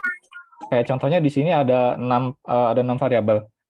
Ada payment history, ada tipe kredit, lama kreditnya itu udah berapa, kemudian persentase penggunaan limit kreditnya itu berapa, total utang mereka kita tahu ada berapa, behavior kredit yang recentnya itu ada berapa, dan total balance yang ada available kredit yang ada di mereka yang ada di kita tuh berapa gitu. Nah, di sini kita tuh bisa melakukan pembobotan. Jadi misalnya kayak yang paling influential di penentuan skor itu misalnya ada di payment history. Kalau misalnya payment history mereka tuh suka molor, berarti nanti bobot skornya tuh bakal lebih jelek gitu kan. Nah, kita tuh juga bisa nantinya ngebagi 3 nih misalnya. Skornya misalnya kita bagi 3 segmen. Ada segmen yang jelek, ada segmen yang medium, sama ada segmen yang bagus. Jadi kalau misalnya segmen yang bagus nih kita bisa bikin mereka tuh auto approve itu misalnya ya. Jadi waktu mereka ngajuin kredit, mereka udah auto approve, jadi udah tinggal nunggu kapan uangnya itu masuk ke rekening mereka. Kalau misalnya mereka masuk ke kategori yang poor, mereka tuh auto reject, jadi udah pasti nggak bakal dapat kredit dari kita. Kemudian yang ketiga tuh kategori yang ada di tengah-tengah nih. Nah, kalau kategori yang di tengah-tengah, biasanya kita tuh bakal ngasih list-list customer-customernya, calon-calon customer itu ke unit bisnis terkait. Misalnya kredit mikro gitu ya. Kita bakal ngasih list-list calon-calon customer kredit mikro ini ke unit bisnis terkait. Jadi mereka yang bakal ngelanjutin analisanya untuk nentuin apakah orang-orang dengan kriteria kredit scoring yang ada di tengah-tengah ini bakal jadi nasabah kita atau ditolak gitu. Kemudian kita pindah ke case study yang kedua. Di sini ada lead generation. Nah, jadi lead generation itu apa sih? Kalau lead generation itu biasanya adalah sebuah proses untuk nyari nasabah-nasabah potensial dari pooling nasabah kita yang super banyak itu untuk ditawari certain produk. Jadi misalnya kayak contoh tadi ya, kita misalnya ada unit kredit mikro nih. Mereka minta nih ke kita, tolong dong dari nasabah-nasabah kita tuh nasabah-nasabah mana aja sih yang potensial buat ditawarin kredit mikro gitu misalnya. Nah, di sini kita bisa ada dua output ya. Jadi yang pertama, kita biasanya tuh bakal narik datanya dulu di DWH, di data warehouse ataupun di database kita. Kita ngecek dulu nih nasabah-nasabah existing kita yang udah jadi nasabah kredit mikro kita tuh demografinya tuh seperti apa. Misalnya dari segi umurnya kayak gimana, tempat tinggalnya di mana, terus penghasilannya berapa, apakah mereka ada tanggungan, apakah mereka karyawan atau mereka bisnis gitu misalnya. Nah, itu bisa kita summary-in, terus kita jadiin kayak apa ya, satu presentasi lah yang nantinya bakal kita sampaikan ke si unit terkait. Kemudian waktu kita mau bikin leads-nya, biasanya kita bakal ngecek juga ke tool CRM yang kita punya. Buat yang belum tahu, CRM itu adalah Customer Relationship Management. Biasanya itu tools yang dipakai buat ngedetek nih, misalnya aku ditawarin kredit mikro sama Bank BRI gitu ya. Kemudian aku nggak mau. Nah, itu bakal di-flag Iqbal itu nggak mau ditawarin kredit mikro. Kemudian misalnya nanti Mas Sultan gitu ditawarin kredit mikro, terus ternyata Mas Sultan itu ngambil. Nah, itu bakal di-flag jadi customer yang ngambil waktu ditawarin. Nah, jadi ini kan bakal jadi apa ya? Binary classification problem ya. Jadi kita tuh bakal ngepredik orang-orang mana aja yang kalau misalnya ditawarin kredit mikro tuh mau. Nah, jadi outputnya selain nantinya kita bisa bikin leads dari pooling nasabah yang banyak, misalnya misalnya kita ada 15 juta nasabah, ternyata yang di waktu kita bikin modeling, kita tuh predik ada misalnya 10.000 orang yang berpotensi untuk kalau misalnya ditawarin kredit mikro tuh mau. Nah, nanti 10.000 orang ini bakal kita kasih ke unit bisnis, nanti bakal mereka follow up tuh biasanya satu-satu. Nah, sukses metriknya tuh apa gitu kalau di sini. Nah, jadi kita kalau misalnya bikin leads gini, biasanya kita bakal ngeliat nih, konversi sebelum kita bikin leads pakai modeling itu, dibandingin sama setelah kita bikin modeling itu seperti apa. Misalnya, konversi sebelum kita pakai model tuh cuma 2% gitu ya. 2% dari nasabah yang ditawarin tuh mau. Terus waktu kita bikin model segala macam, kita bikinin leads-nya, kemudian ternyata konversinya tuh naik jadi 5%. Nah, ini kan sesuatu yang signifikan ya. Kalau misalnya modelnya bagus, ya udah kita keep modelnya, kita keep operasionalnya, terus kemudian kita monitoring juga. Kalau misalnya nanti tiba-tiba ada konversinya drop, mungkin kita bisa evaluasi lagi modelnya seperti apa, terus kemudian kita bisa analisis ulang, modeling ulang, kemudian kita deploy ulang lagi modelnya. Kalau misalnya malah drop gitu, misalnya konversinya malah drop, ya udah nggak usah dipakai gitu modelnya, kita buang aja. Mendingan pakai pendekatan yang lama kan sebelum pakai model. Kalau misalnya emang ternyata lebih jelek. Jadi balik lagi kita tuh nggak selalu nggak bisa dibilang bakal selalu sukses di satu project gitu harus pakai modeling, karena bisa jadi kalau kita pakai model yang kompleks malah hasilnya lebih jelek gitu.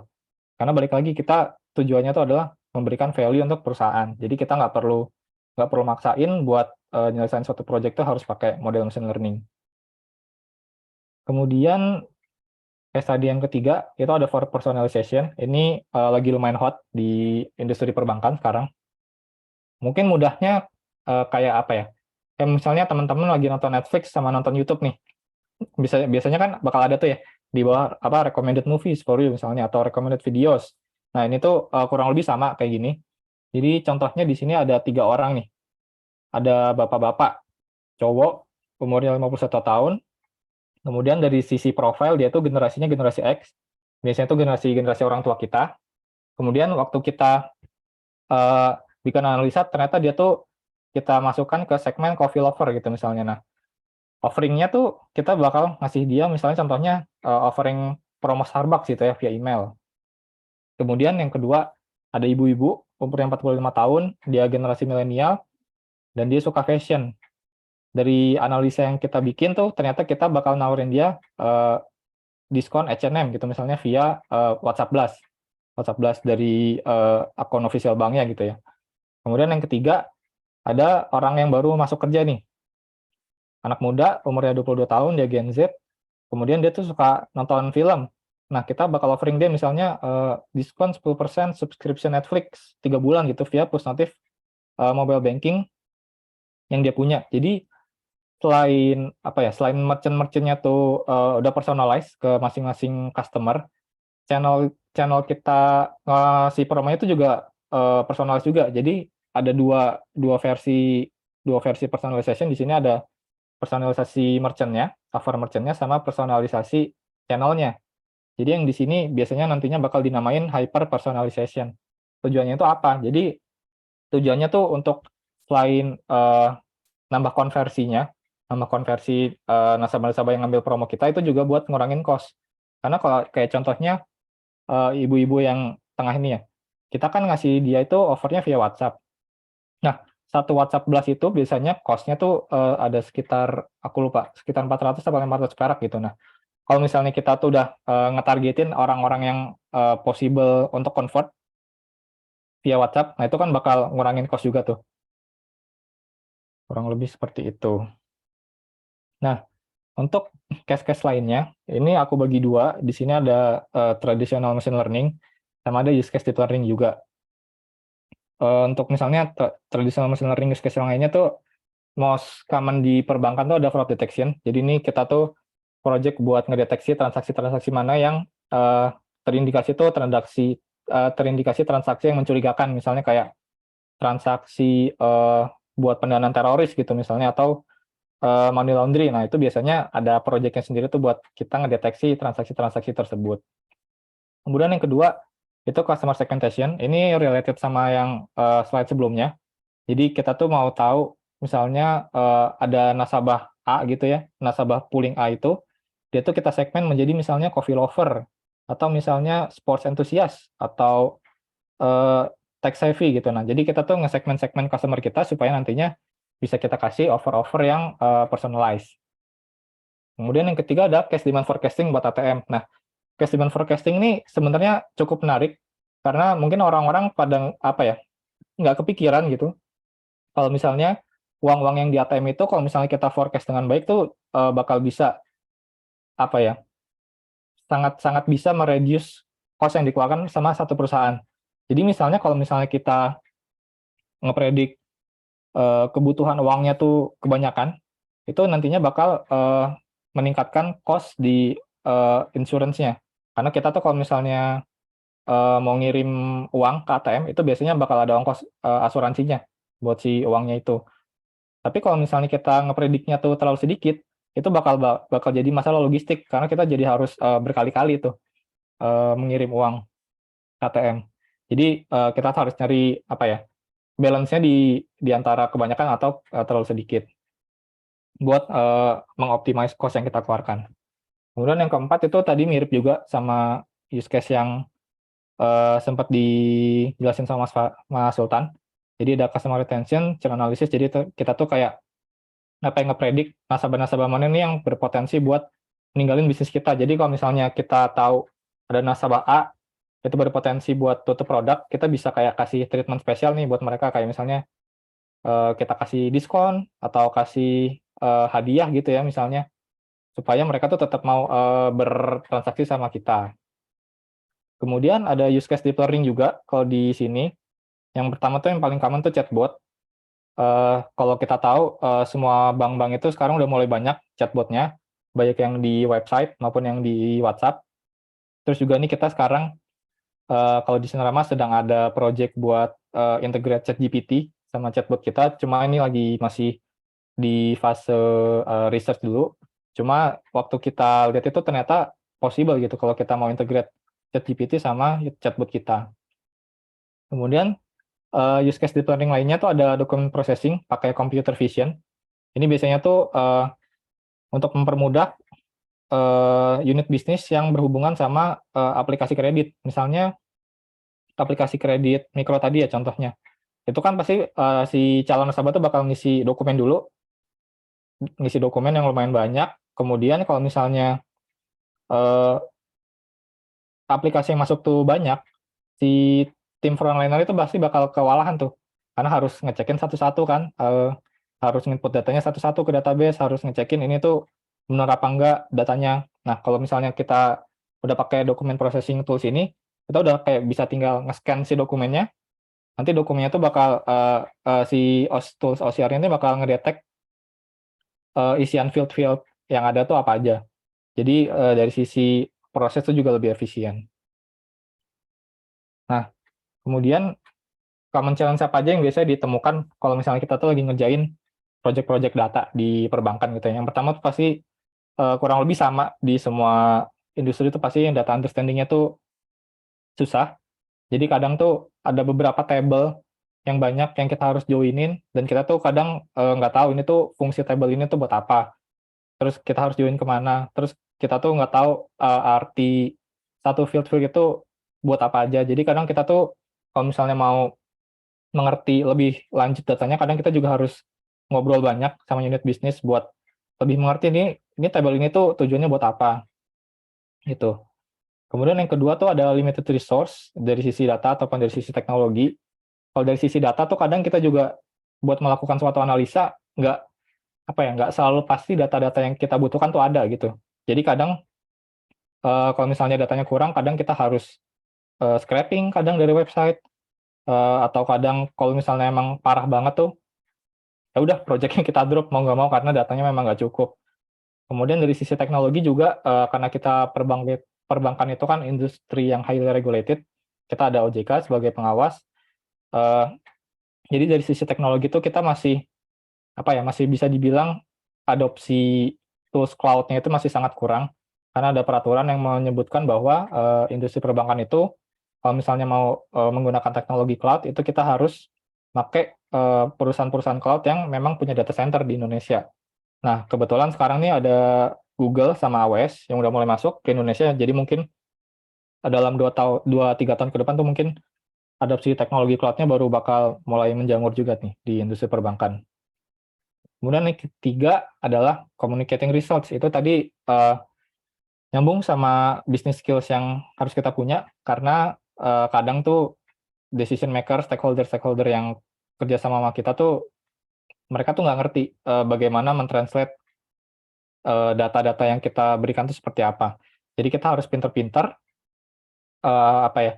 menjembatani hal-hal yang teknikal tuh menjadi sesuatu yang non teknikal, karena kalau misalnya kita nggak bisa mempresent hasil kerjaan kita dengan baik tuh project yang kita udah kerjain susah-susah bakal jadi nggak terlalu berguna nantinya. Kurang lebih seperti itu. Oke, jadi dari aku sekian. Mungkin memang nggak terlalu banyak slide-nya. Tadi mungkin kita juga lebih banyak ngobrol di studi kasusnya. Kalau misalnya teman-teman itu mau belajar lebih banyak, bisa kunjungi website kita di datascience.org.id. Terus kemudian kita juga punya resource learning. Di sini kita ada Gitbook, Data Science Curriculum. Di sini lumayan lengkap, dari yang materi-materi dasar sampai materi-materi yang lumayan advance ada di situ semua. Kalau misalnya teman-teman mau belajar juga bisa ya buka resource-nya di sini. Kemudian kalau teman-teman mau nanya-nanya pribadi ke aku, bisa hubungi aku juga di email sama link ini. Kalau misalnya ada pertanyaan mungkin nanti juga bisa langsung di ini aja ya, di kolom komentar ya. Oke, mungkin sekian dari aku. Terima kasih teman-teman. Aku kembalikan ke Mas Dika.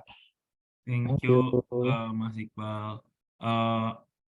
Oke, thank you banget Mas Iqbal, udah penjelasannya cukup komprehensif juga ya, bisa dibilang. Dan ini nggak cuma yang terjadi di bukan data doang, tapi ini ada real practice di data science atau misalkan data decision making ya. Kalau misalnya di dunia financial industry seperti apa, tadi juga banyak ya, credit scoring, terus ngomongin soal tadi misalkan ada orang profiling orang seperti apa, dan terakhir mungkin juga ngejelasin tentang apa ya, bisa dibilang yang benar-benar real cases dan permasalahannya seperti apa. Mungkin tadi mungkin dari Mas Iqbal juga Mas Sultan juga secara real cases mungkin kurang lebih ada kesamaan juga, mungkin secara challenge yang dihadapi semacam keterbatasan data dan juga keterbatasan regulasi gitu ya. Nah, di sini terima kasih banget udah sharing-sharing di sini. Semoga ilmu-ilmu itu juga sangat berguna bagi semua orang yang hadir di sini. Kita langsung masuk ke bagian tanya jawab. Monggo banget teman-teman, kalau misalnya memang ada yang ingin bertanya, silahkan bisa sharing di kolom pertanyaan di sini. Dan kebetulan kita juga udah ada beberapa pertanyaan, udah 2 sebenarnya, nanti juga saya akan ingin bertanya juga. Cuma mungkin kita mulai dulu nih, masuk pertanyaan pertama ya. Mungkin ini kedua-duanya, Mas Sultan juga Mas Iqbal gitu ya. Ini ada dari Mas Andrian. Ngomongnya tentang tips and trick dari Mas Iqbal juga Mas Sultan ya tentunya sebagai mahasiswa, karena kemudian di sini kita banyak peserta kita sini kebanyakan mahasiswa, ada juga banyak yang dari mahasiswa dari berbagai macam universitas di Indonesia, dan pastinya ada ketertarikan dengan data ya, pasti bisa sampai datang ke sini. Ada pertanyaan, gimana caranya mahasiswa atau mahasiswa ini memperpendek nih jumlah knowledge gap antara dunia akademik dan juga dunia industri gitu ya. Mungkin di sini Mas Sultan sebagai yang pasti sudah pernah melewati dunia perkuliahan dan sekarang memiliki karir di posisi saat ini seperti apa, mungkin bisa bantu arah situ. Karena pastinya di dunia kuliah pasti kan juga ada nih materi yang berkaitan dengan technical dan data gitu sendiri ya, programming language dan segala macam. Dan tapi sedikit dengan konten yang praktikal. Mungkin tadi seperti challenge yang tadi Mas Iqbal share, mungkin dari mahasiswa nggak bakal nemu nih gitu. Nah, mungkin dari Mas Iqbal dan Mas Sultan mungkin bisa nggak sharing beberapa tips ya, mungkin tips gimana caranya bisa memperpendek jarak antar gap antara akademik dan juga dunia industri, mungkin dari pengalaman kalian berdua atau dari mungkin pengetahuan yang kalian tahu aja. Mungkin monggo bisa dimulai. Mungkin Mas Sultan dulu kali ya, tadi kan biar gantian ya nafasnya. Oke, Monggo boleh. Mas Sultan. Mungkin nanti bisa ditambah Mas Iqbal ya. Kalau Iya. dari saya pribadi, kebetulan masih belum terlalu jauh ya lulusnya, jadi masih agak ingat-ingat lah sama dunia kuliah gitu. Kalau saya pribadi dulu ketika memperpendek gap itu adalah selain ambil opportunity ya, either itu lewat internship ataupun handle project yang real case gitu, sering baca, dan kalau saya sendiri sih paling senang baca buku yang sifatnya tidak terlalu teknikal, tapi justru jadi bridging untuk ke yang bisnis real case gitu. Salah satu yang jadi buku pegangan saya pribadi adalah itu Data Science for Business. Itu dari Foster Provost. Jadi dia PhD di New York University, Stanford Business School. Di sana sebenarnya dijelaskan aplikasi dari beberapa teknik data science gitu. Dan itu, saya baru tahu kalau model ini bisa dipakai ini ya, model ini bisa dipakai ini gitu. Dan itu sebenarnya kalau teman-teman mau untuk akhirnya nyobain, kan banyak tuh dummy ataupun real dataset yang available publicly ya. Either itu cari di Git ataupun cari di Kaggle. Ya udah, dari sana belajar soal technical capabilities-nya, kalau udah punya, baca-baca, ternyata model ini bisa dipakai ini, dan itu bisa langsung diaplikasikan dengan cari dummy dataset. Terus yang kedua adalah sering-sering nonton YouTube. YouTube is a free university. Kemarin ketika ngobrol sama lead saya, terus kemudian ada satu hal yang saya baru sadar gitu. Kayaknya platform-platform yang akan bergerak di dunia pendidikan itu akan lebih dapat challenge dari terutama publicly free information gitu. Either itu lewat YouTube ataupun platform lain. Kenapa? Karena secara konten mereka tidak jauh berbeda, secara deliverables mereka cenderung ya mirip-mirip lah ya, relevan gitu. Dan itu bisa diakses siapa aja. Nah, kalau dari saya pribadi, dua cara itu yang saya lakukan. Baca buku, nonton YouTube, ya udah praktek gitu. Kalau nggak cari internship, either itu handle project yang paid ataupun unpaid. Itu kalau dari saya pribadi, Mas. Thank you Mas Sultan. Jelas ya, berarti emang harus ngulik-ngulik sendiri gitu ya, dengan resource yang Betul. ada. Mungkin paling deket bisa dari buku atau dari video gitu ya. Oh ya, mungkin disclaimer-nya, Mas, itu karena saya bokek gitu ya. Kalau teman-teman punya spending lebih banyak, bisa sekarang banyak ya Mas Iqbal ya, course-course maupun bootcamp yang emang available gitu ya. Banyaklah provider yang udah punya bootcamp gitu ya, spesifik untuk skill tertentu. Karena saya bokek, ya udah ngulik sendiri aja gitu. Lebih murah biaya, modal wifi doang udah dapat gitu. Iya, modal bokeh aja bisa sampai kerja sampai saat ini gitu kan, bisa juga dong gitu. Mungkin monggo Mas Iqbal, apa Oke. ada yang mau ditambahin nggak? Mungkin Kira-kira apa aku sih? nambahin juga dari jawabannya Mas Sultan. Jadi setuju juga sama jawabannya Mas Sultan yang pertama tuh, buat memperpendek knowledge gap antara dunia perkuliahan sama industri, pasti yang paling optimal menurutku ikut internship. Karena kalau internship itu kan pasti teman-teman tuh langsung udah terjun ya ke dunia kantoran tuh kayak gimana. Terus juga pasti bakal tahu juga real case yang biasa dikerjain sama orang-orang di industri itu kayak gimana. Kemudian tadi juga benar, ikut course, terus misalnya ada uang lebih, bisa ikut course yang memang teman-teman tuh research dulu nih, misalnya course ini tuh ada ininya nggak ya, ada implementasi real case-nya tuh kayak gimana. Kemudian bisa juga gini, teman-teman tuh harus tahu juga industri yang pengen teman-teman masuk tuh apa gitu. Karena misalnya gini, contoh misalnya Mas Andrea nih cita-citanya kerja di Gojek gitu misalnya, itu kan industri transportasi gitu ya. Tapi ternyata waktu dapat kerjaan tuh offernya justru dari Stockbit, yang dimana tuh industrinya beda banget. Karena itu tuh juga mungkin teman-teman harus bisa punya goals dulu, kira-kira ini mau berkarir di dunia apa gitu. Terus kalau misalnya udah tahu mau berkarir di dunia apa, misalnya di Stockbit gitu ya, bisa juga tuh follow di Instagramnya, kan biasanya sekarang ada ini ya, live at apa, terus biasanya di situ kan di share-share juga tuh insight-insight di dalam perusahaannya tuh seperti apa. Kayak misalnya kemarin di Stockbit itu kalau nggak salah ada Stock Bibit Live ya, kalau nggak salah ya Mas ya. Nah itu kan di situ juga ada sharing-sharing dari internalnya tuh seperti apa. Nah mungkin bisa start dari situ dulu. Tapi kalau misalnya mau nyari yang memang paling optimal, itu menurutku harus ikut internship sih pasti. Oke. Berarti bisa dibilang emang real case-nya emang harus cembur gitu ya. Iya, Mas Iqbal mau ya. nggak mau harus nyebur sih. Tapi bisa dibilang berarti kalian berdua bisa dibilang waktu kalian masuk kerja pasti banyak dong tetap, maksudnya udah persiapan udah ada, tapi begitu masuk pasti tetap kaget kan? Kayak Bener banget. Pasti masalahnya, bakal tetap ada apa ya, periode adaptasinya gitu lah sama bisnisnya tuh seperti apa gitu kan. iya, pasti Mas Sultan juga kan, Mas Sultan juga baru dari kuliah gitu, udah belajar siap-siap nyampe sini, permasalahannya ternyata ada yang lebih kompleks, ada yang lebih simpel, tapi Mungkin sedikit menambahkan ya. Sebenarnya kalau gap antara dunia kuliah dan dunia kerja, mungkin tadi juga melanjutkan dari Mas Iqbal, akhirnya mau tidak mau ada business case yang memang itu sangat sangat pragmatik gitu. Jadi aside from kontekstual dan konseptual, itu sangat pragmatis gitu.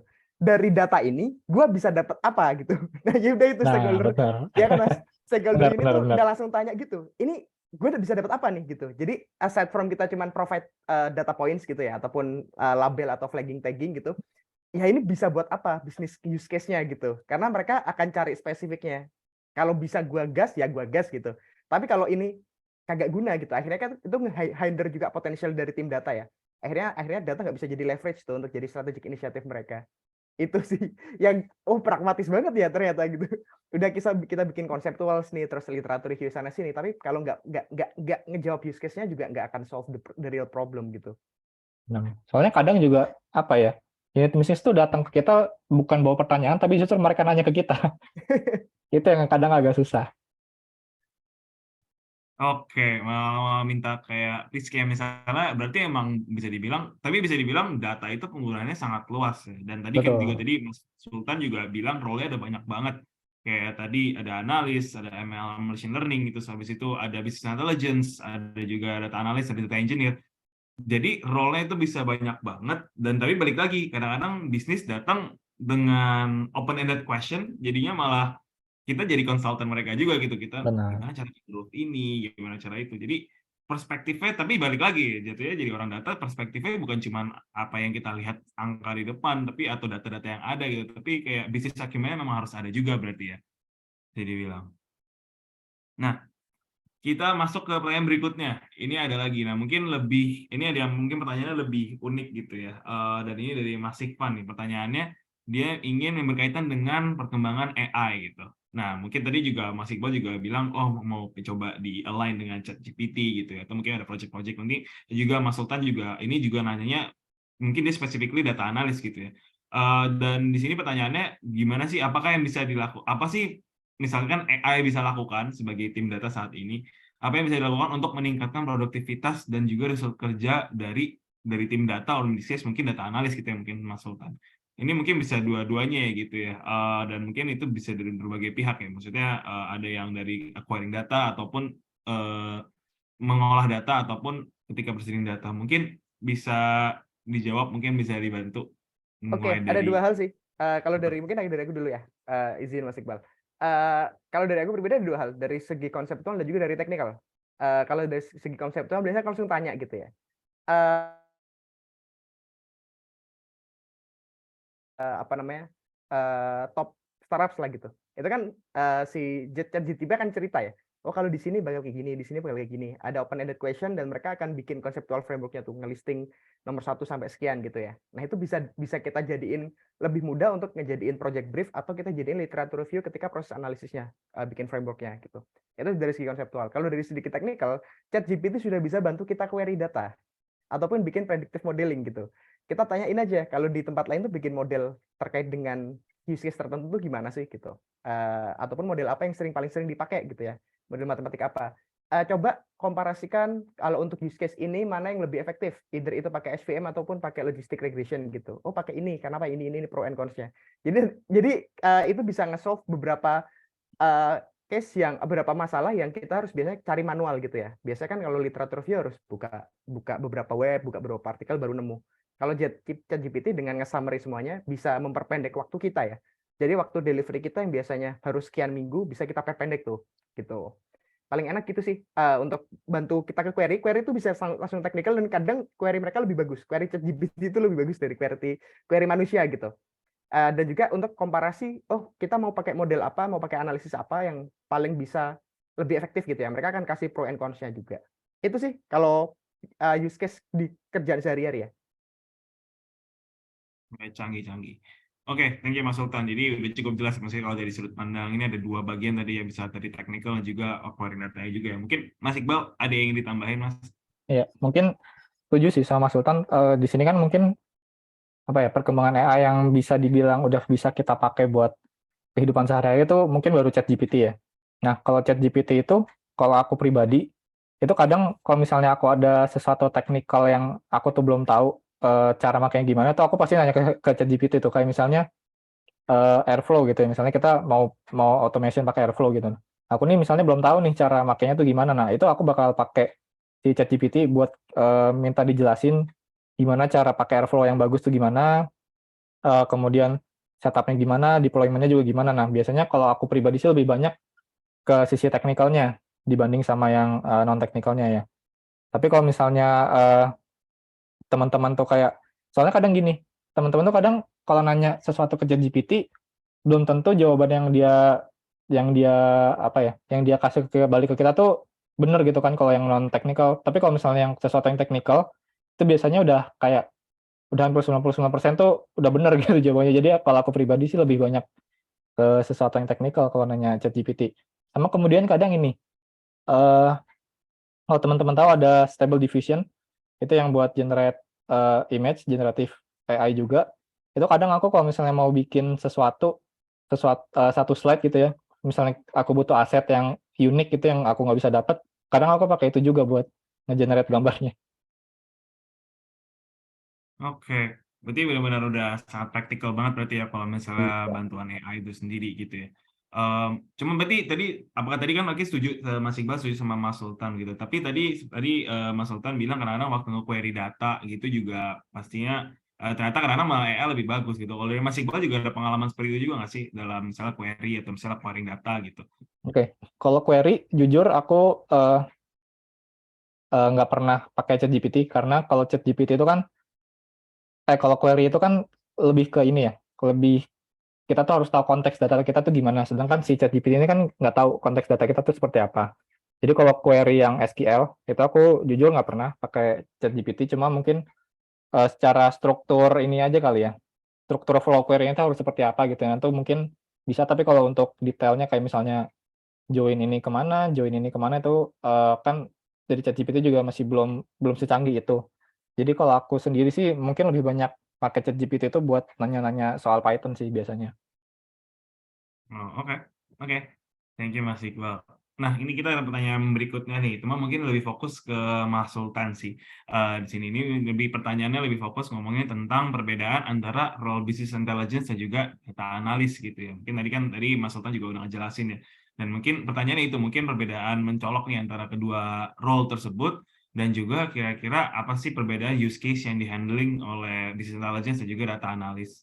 Terus nanti baru follow up question-nya, what makes a data analyst yang bagus itu seperti apa? Mungkin Mas Sultan dari data analyst juga monggo bisa bantu jelasin. Oke. Ini mungkin disclaimer awalnya adalah ini akan berbeda-beda di setiap perusahaan ya, karena setiap perusahaan punya strukturnya sendiri gitu di tim datanya. Nah, kalau di Stockbit Bibit sendiri, tim data dan jadi Stockbit Bibit itu jadi gabungan ya. Jadi nggak ada BI Stockbit, BI Bibit gitu. Jadi emang jadi satu gitu. Cuman emang lagi placement-nya aja lagi di Stockbit, nanti bisa internal mobility handle Bibit juga. Nah, kalau data analis dan BI di Stockbit perbedaannya adalah kalau BI itu lebih handle ke yang short term gitu, yang kayak data retrieval, kemudian harus narik data yang tadi yang predictive analysis ya, yang descriptive analysis gitu sifatnya. Meskipun dia bisa nanti akan contribute ke yang lebih advance lagi, either itu ke diagnostik maupun prediktif, tapi itu mostly akan dihandle sama tim data analis dan machine learning. Nah, tapi tim BI juga itu tidak limited tuh data sifatnya yang memang technical ya, harus ambilin data snapshot, data retrieval dan lain sebagainya. Tim BI juga akan contribute itu biasanya post initiative. Jadi ketika kita launch initiative itu akan butuh dashboard tertentu dan dashboard itu bikinnya sangat lama karena butuh complexity, butuh simplicity yang harus di-combine tuh. Karena biasanya di belakangnya tuh ribet tapi harus menampilkan sesuatu yang sifatnya ya udah mudah dipahami oleh user gitu ya. User story-nya udah tercapture di sana semua. Nah, jadi tim BI akan lebih heavily on kerjaan yang mungkin tidak akan terlalu intens tektokannya sama business unit. Jadi data analis itu business facing lah, client facing gitu ya, client facing. Sementara BI itu akan membantu untuk yang sifatnya memang availability. Nah, tim BI juga sekarang lagi ini ya roadmap-nya adalah pengen membantu untuk data enrichment dengan lewat nge-develop attribution yang lebih advance. Karena attribution kadang given ya sifatnya, properties tuh given. Nah, mereka tuh pengen sifatnya yang lebih advance lagi. Contoh paling simpel adalah RFM gitu ya. Recency, frequency, dan monetary. Mana user-user yang bisa kita label as loyal, most loyal, terus kemudian ini lagi need attention dan lain sebagainya. Itu kan sifatnya memang data enrichment yang sekarang belum ada karena memang belum di-develop gitu. BI bisa kontribut ke sana. Kalau data analis memang sifatnya yang jangka panjang tuh, panjang-panjang. Diagnostic sprint ataupun prediktif bareng tim machine learning engineer. Terus pertanyaan kedua, seorang data analis yang dikatakan sebagai data analis yang hebat itu seperti apa? Waduh, patokan hebat ini susah juga ya jawabannya. Biasa yang hebat-hebat gini. Kalau yang efektif mungkin ya. Yang efektif adalah yang tahu masalah apa yang harus diselesaikan dan diprioritaskan terlebih dahulu. Mungkin yang efektif ya. Kalau hebat mungkin parameternya masing-masing bisa beda-beda lah. Tapi yang efektif adalah yang mau untuk ngulik, tahu end-to-end bisnis prosesnya. Karena contoh teman-teman jadi data analis di some particular division gitu ya, di tim produk, di tribes tertentu. Nah, teman-teman harus tahu tuh end-to-end. Oke, produk ini tuh flow-nya kayak gimana sih? Kalau user journey-nya tuh gimana? Terus tiap journey itu pasti ada user empathy-nya. Ini probability untuk apa yang bisa kita ulik, teman-teman harus paham. Karena kalau tidak paham bisnis konteks, analisis yang teman-teman deliver itu tidak akan kontekstual juga. Jadi itu akan kehilangan arah nantinya. Oh, data poinnya banyak, tapi seperti kata Max Iqbal, tidak bisa di-deliver. Kita nggak bisa nge-solve business case yang akan jadi urgensi buat bisnis unit itu gitu. Jadi yang efektif adalah mau untuk belajar end-to-end bisnis proses di tribes ataupun divisi related stakeholders. Yang kedua adalah tahu untuk memprioritaskan masalah mana yang harus kita jawab duluan. Karena seringkali bisnis unit tuh datang dengan berjibun masalah. Mas, tolong dong ini, tolong dong ini, tolong dong ini, tolong dong ini. Kalau dulu saya, nah ini mungkin cerita kesalahan, bukan kesalahan sih, hal yang perlu saya pelajari juga. Ketika awal, saya dulu tampung semuanya tuh. Tampung semuanya, iya bisa Mbak, iya bisa, aman gitu ya. Akhirnya overwhelmed, terus kemudian justru tidak efektif dalam menghandle project yang harusnya major. Kita harus berani nolak juga. Mbak, maaf, kalau sekarang load kita lagi penuh. Karena kalau kita ngelihat dari case-nya Mbak, itu secara bisnis value ke perusahaan itu tidak dominan. Gitu. Jadi mungkin kita harus deprio. Nah, harus berani kayak gitu tuh. Harus berani ngedeprio priority, ngedeprio project gitu ya. Harus berani ngedeprio request klien. Kadang harus di take down gitu. Contoh baru-baru ini, itu ada inisiatif dari tim marketing gitu ya. Mereka pengen ada inisiatif untuk ada cross-selling gitu, cross-selling activity dari Stockbit ke Bibit. Tapi setelah kita analisis data poinnya, it doesn't work gitu, it doesn't work untuk inisiatif yang sebesar ini, maka dari itu kita berani take down gitu. Kita nggak mau lanjut analisisnya, unless you give, kamu provide ke kita higher urgency terkait sama inisiatif ini. Kalau enggak, ya udah kita akan drop inisiatifnya itu gitu. Jadi yang efektifnya tadi bisa streamline overall business use case, terus kemudian tahu soal mana yang harus diprioritaskan. Itu yang harus jadi efektif. Itu sih Mas. Kalau technical capabilities teman-teman bisa belajar dan bisa upgrading sendiri kok. Tapi untuk belajar business use case dan juga berani secara psikologis menolak gitu. Itu yang mungkin yang harus ada empiris ya, pengalaman empiris gitu. Oke. Thank you Mas Sultan. Jadi semoga udah cukup jelas ya business intelligence dan juga data analis. Akhirnya kalau data analis yang bagus seperti apa. Cuman mungkin itu sedikit banyak juga menjelaskan sebagai seseorang employee yang bagus juga mungkin seperti itu sih kasarnya, memang ya harus seperti itu juga. Mungkin Mas Iqbal atau teman-teman dari DSI ada yang mau nambahin juga mungkin misalnya tadi sedikit banyak menjelaskan tentang business intelligence, data analis atau what makes a data person gitu. Mungkin ingin membantu nambahin?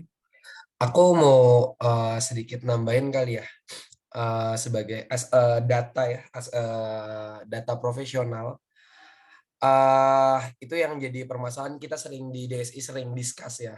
Kenapa sih dulu maybe di 2019-2020 tuh kita selalu bilang kita tuh Indonesia tuh kekurangan orang data loh, kayak gitu kan. Kita kurang orang data, kita kurang orang IT, itu selalu kurang. Perusahaan selalu nyari. Nah, sekarang kita balik lagi ke 2023 ini. Kenapa ya? Sekarang banyak orang data, tapi kenapa perusahaan masih banyak yang nggak ngambil? Kalau menurutku, tadi dari Mas Sultan tadi, aku ada beberapa yang setuju, itu adalah bukan technical prosesnya yang kita harus pelajarin as a data. As a data talent bukan technical proses yang harus kita pelajarin banget. Jadi jangan cuman karena Python, bisa coding Python, bisa nge-query SQL, kayak gitu kita udah pede sebagai orang data. Tapi orang data tuh susahnya adalah memahami bisnis proses. Memahami bisnis prosesnya, memahami permasalahan diubah jadi orang data, jadi ke data. Kalau dulu backgroundku kebetulan matematika, memang kan dulu waktu kuliah S1 tuh ngertiin gimana sih caranya permasalahan di lingkungan diartikan ke permasalahan matematika. Yang sekarang permasalahan bisnis diartikan ke data. Gimana sih caranya dibuat visualisasinya, gimana cara ini ngambil datanya di mana, terus ngehubungin data apa sama apanya, dan lain-lainnya. Nah, itu yang paling penting as data talent, kalau menurutku kayak gitu. Karena sekarang kebanyakan teman-teman kita itu larinya langsung ke technical process. Kayak, aku mau jadi seorang data talent, aku coding deh, aku belajar coding Python deh, aku belajar coding query. Dulu tuh, aku pertama kali belajar coding tuh di semester 3, kebetulan dosenku itu sampai sekarang aku pegang kata-katanya, belajar coding itu gampang banget karena semuanya ada di Google, apalagi sekarang udah ada ChatGPT. Generative AI lagi mulai berkembang banget kan. Jadi ya udah, kalau kita udah tahu flow-nya, habis ini kita mau ke sini, habis ke sini mau ke situ, ya udah cari di Google, asal how to Google-nya benar, pasti nemu. Pasti banget nemu. Nggak ada codingan yang nggak ada di Google, nggak ada di ChatGPT dan lain-lainnya. Nah, habis itu udah beranjak dari itu baru mulai kita belajar bisnis proses. Ketika emang udah menjadi pindah dari data engineer ke data analis ke data scientist. Nah, bisnis proses penting banget. Pengalamanku sekarang posisiku sekarang ada di project manager, Mas, sama Mas Iqbal, sama-sama di banking.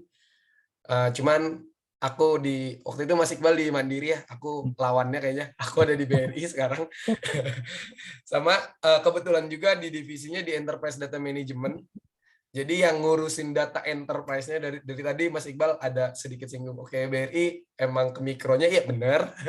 Jadi sekarang gimana caranya? Tiba-tiba misalkan HR, aku mau analisa nih, kira-kira pas aku nerima talent, gimana ya caranya aku bisa ngambil talent yang tepat. Gimana caranya permasalahan tadi yang ada di dunia bisnis itu kita artikan ke dalam dunia data. How? Profiling talentnya, terus dan lain-lainnya. Mungkin sekarang masalah profiling kita, mungkin teman-teman yang pernah dengar ada hyper personalization. Terus ada tadi kalau misalnya ke mikro ada credit scoring, ada banyak banget yang itu banyak, codingannya udah tersedia semua. Tapi apakah cocok credit scoring yang ada di Google ini, codingan yang ada di situ, cocok dengan bisnis kita, cocok dengan data kita atau enggak? Nah, itu yang paling penting. Karena as a data analyst, as a data scientist, maybe 70% bisnis proses, 80% malah aku bisa bilang 80% bisnis proses, pemahaman bisnis prosesnya, pemahaman datanya itu kayak gimana. Di situ aku biasanya kalau sama timku, kita kayak misalnya proyek 3 bulan, 2 bulan tuh IDA itu ada di 2 bulan pertama, 1 bulan paling modelingnya ya udahlah, modeling running plug, hasilnya kurang bagus, kita cari lagi pakai apa lagi ya, bahkan aku pernah dapat nyoba waktu itu ada mau bikin profiling nasabah, SG Boost tembak langsung nggak usah diapa-apain, bagus hasilnya, but apakah yang bagus itu hasilnya bisa dipakai atau enggak? Karena waktu itu 90%, Mas. Kita udah punya akurasi 90%. Cuman kan mungkin kalau waktu di kuliah 90% bagus banget. Tapi waktu di kerjaan 90% tanda tanya nih. Wah, overfitting di mana nih, kan kayak gitu ya. Nah, itu yang kita pelajarin tuh di situnya. Jadi EDA di 80% ketika udah EDA-nya udah selesai, 20%-nya tinggal coba-cobain model aja kayak gitu. Itu sih tambahan dari aku. Thank you Mas Ilham. Berarti tadi emang intinya adalah kalau apa yang saya tangkap ya bukan cuma soal skill-nya doang, karena informasi sebenarnya udah ada banyak dan pasti bisa dipelajari gitu ya. Cuman mungkin tadi salah satu tadi yang menarik bagi saya itu semacam logiknya gitu ya, logik berpikir ya. Tadi juga mungkin Mas Sultan juga make sense, misalnya gimana cara kita bisa lebih efektif ya kita harus tahu mana yang harus kita cari, mana yang harus kita kulik lagi nih, mana yang nggak perlu kita lihat, mana yang perlu kita lihat. Mungkin itu yang hal menarik yang mungkin yang teman-teman bisa belajar di sini. Cuman tadi aku pengen nambah perspektif sih. Mungkin tadi dari segi Mas Sultan gitu ya, Mas Ilham juga. Nah, mungkin dari Mas Iqbal, mungkin kan sekarang posisinya sudah menjadi udah leading people juga gitu ya di company saat ini ya bekerja gitu. Mungkin bisa ditambahin nggak perspektif apa sih yang bisa di-share lagi sih dari Mas Iqbal kalau misalnya dari sudut pandang let's say data tuh yang bagus seperti apa sih? Orang data yang bagus seperti apa sih? Monggo Mas Iqbal. Oke. Ini mungkin juga berlaku di hampir semua perusahaan ya. Jadi mostly sekarang ini kan kalau misalnya kita bilang jalur karir track itu kan ada yang individual contributor, ada yang mau masuknya jalur manajerial gitu ya.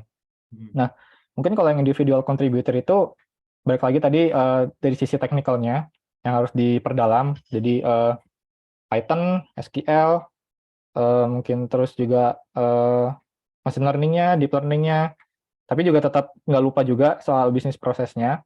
Tapi kalau misalnya mau ngomongin yang apa ya, yang mungkin data people yang komplit gitu ya, mungkin itu juga kalau menurutku yang salah satu paling penting itu juga harus bisa ngerti tentang data governance-nya juga.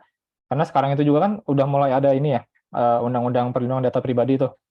Nah, itu tuh kalau aku nggak salah ya, sekarang itu kita tuh kayak harus, kalau misalnya ada nasabah baru yang mau masuk ke kita, itu tuh kita juga harus nanya nih ke dia, boleh nggak sih data lu kita pakai buat analisa segala macam. Nah, itu tuh juga harus jadi salah satu yang diperhatikan. Terus kemudian juga bagaimana itu tadi ya, balik lagi ke bisnis proses, mentranslate si kebutuhan bisnis ke bentuk output yang teknikal, tapi kita balikin lagi nih, presentasinya tuh bentuknya non-teknikal. Jadi apa ya, flow-nya tuh dari non-teknikal ke teknikal jadi non-teknikal lagi. Nah, ini kan bolak-balik ya prosesnya. Nah, itu tuh juga menurutku sangat penting. Terus kemudian juga bagaimana kalau misalnya kita udah di posisi yang lead tim itu, bagaimana kita tuh nge-coach tim-tim kita ini supaya well-rounded people-nya. Jadi nggak ada satu orang yang pinternya Python doang gitu misalnya, atau satu orang pinter SQL doang. Kita tuh juga harus bisa gimana caranya bikin tim kita tuh bisa mengcover satu sama lain. Jadi kalau misalnya ada satu orang yang kekurangan di sini, orang lainnya tuh juga bisa apa ya, bisa ngimbangin lah gitu. Jadi timnya tuh nggak timpang. Kurang lebih gitu sih. Oke, thank you Mas Iqbal. Berarti tambahannya memang tim player itu juga pasti akan sangat Betul. diapresiasi ya kalau misalnya dalam sebuah tim. Itu juga tuh. Mungkin kita juga menuju masuk pertanyaan terakhir sebenarnya juga udah cukup telat juga ya kita ya. Dan ini bisa dilihat ada yang nanya soal rekomendasi nih tentang kira-kira buat nambah buku atau literasi itu bisa nambah dari mana nih untuk nambah skillnya nih. Mungkin bermasalah bisnis atau ekonomi yang membantu bisa memahami let's say real case di dunia nyata seperti apa. Mungkin tadi Mas Sultan juga udah kasih masukan ya data science for business dan juga becoming a data head gitu ya. Nah, mungkin Mas Iqbal, Mas Ilham, ada nggak masukan lagi terakhir? Mungkin kira-kira buat belajar literasi enaknya di mana dan pakai apa tuh? Kalau aku nih Mas, karena mungkin tadi masuk ke Mas Iqbal, aku tuh bukan tipe orang yang baca buku justru. Aku tipe orang yang learning by doing sebenarnya Mas. Jadi kalau aku sih banyak ngobrol. Jadi makanya aku beruntung banget ada di DSI ini karena aku banyak ngobrol banget sama ya kayak Mas Iqbal, ada Mas Nabil, ada Mas Fajar, selalu kayak gitu. Jadi habis dari ngobrol, tak kulik, baru cari gitu. Jadi ya itu case-nya apa, nanti udah tahu case-nya, oke, caranya gini, udah dapet, ya udah nanti pulang baru tuh tengah malam kita kulik bareng-bareng, kulik nanti habis itu kita lempar lagi ke grup. Ini kira-kira ada yang bisa nggak ya kalau kayak gini kayak gitu sih Mas. Kalau aku pribadi kayak gitu caranya, karena emang aku bukan tipe orang yang suka baca habis itu langsung masuk. Jadi kalau baca tuh kayak harus 2 kali, 3 kali, 4 kali itu baru bisa masuk. Tapi kalau misalkan ngobrol nih kayak misalnya kita lagi discuss kayak gini, kayak webinar kayak gini atau dan segala macamnya itu malah cepat masuk banget sih kayak gitu sih Mas. Kalau aku pribadi kayak gitu. Oke, mungkin aku namain juga ya. Kalau misalnya aku pribadi karena aku orang banking, mungkin buku yang bisa dibaca tuh ada namanya Banking 4.0 deh kalau nggak salah. Nah, itu mungkin bisa jadi salah satu referensi. Cuma kalau misalnya pertanyaannya tuh suatu permasalahan bisnis, sebenarnya balik lagi sih, bisnis yang dimaksud tuh industri yang mana gitu, karena kan beda-beda industri pasti beda-beda ini juga ya, bisnis prosesnya. Nah, jadi mungkin lebih ke harus tahu dulu industri mana yang teman-teman itu mau tekuni, baru kemudian mungkin dari situ cari referensi-referensi buku-buku yang relevan gitu sih. Oke, thank you Mas Ilham, thank you Mas Ilham, thank you Mas Sultan ya, insight-insightnya. Mungkin balik lagi berarti jawaban resminya adalah setelah ada buku yang jadi referensi, udah ada cara belajar yang jadi referensi Mas Ilham dan Mas Iqbal ada rekomendasi buku, tapi memang intinya balik lagi ke diri sendiri ya, balik lagi nyamannya seperti apa dalam belajar dan seperti apa, dan pastinya sih tidak ada yang salah untuk membaca dan juga misalkan mengkulik-kulik juga, tergantung dari masing-masing itu sendiri. Oke. Paling kalau dari Sorry saya Mas, gimana? aku ada tambahan sedikit. Paling banget bagi orang data, jangan lupa statistiknya. Nah, Itu yang benar. paling penting. Itu paling penting. Itu yang paling penting. Jadi ilmu statistik kayak peluang apa segala macam, hipotesa H0 dan lain-lainnya, rumus itu jangan pernah lupa. Karena banyak yang udah lupa sih Mas. Jadi balik ke situ dulu, baru baca yang lain kalau menurutku kayak gitu sih Mas. Oke, berarti adalah batas dasarnya itu harus ada yang dimiliki dulu gitu ya, sebelum pilih cara jalan masing-masing. Gitu ya. Thank you Mas Ilham atas tambahannya. Oke, kita sudah masuk ke ujung acara. Saya mungkin nggak perlu recap lagi, tadi sudah ketahuan banget. Jadi kita ngebahas tentang business intelligence, tentang data science, dan gimana cara belajar, bahkan kita masukin juga di sini. Dan thank you banget semua pembicara di sini. Mungkin sebelum kita hari ini boleh nggak kita foto bareng dulu? Nah, semuanya mungkin sama penonton, sama peserta di sini atau penonton di sini, partisipan lain juga monggo banget kalau misalnya mau ikut foto bareng buat rame-rame, monggo bisa dinyalakan kameranya teman-teman sekalian di sini. Kita foto 2 kali di sini. Oke. By the way juga terima kasih banyak nih teman-teman yang udah hadir di sini dan juga memiliki pertanyaan juga nih, dan pertanyaannya sebenarnya menarik-menarik banget gitu ya. Ternyata memang jujur banyak yang mahasiswa, dan ini banyak yang tadi sih pelajaran yang saya hadapi, mungkin saya bukan sebagai orang data gitu, saya jadi belajar gitu permasalahan apa yang dihadapi dan gimana cara kalau misalnya mau jadi orang data tuh sana itu lewat mana gitu. Nah, mungkin teman-teman di sini harapannya juga bisa belajar lebih lanjut sih, dan juga belajar sesuatu yang berharga gitu yang bisa kalian implementasi ke depannya. Mungkin itu oke, kita foto bareng dulu semuanya. Oke, kita fotonya 2 kali ya. Mungkin saya foto yang pertama dulu. Oke, 3, 2, 1. Oke, kita sekali lagi. Oke, 3, 2, 1.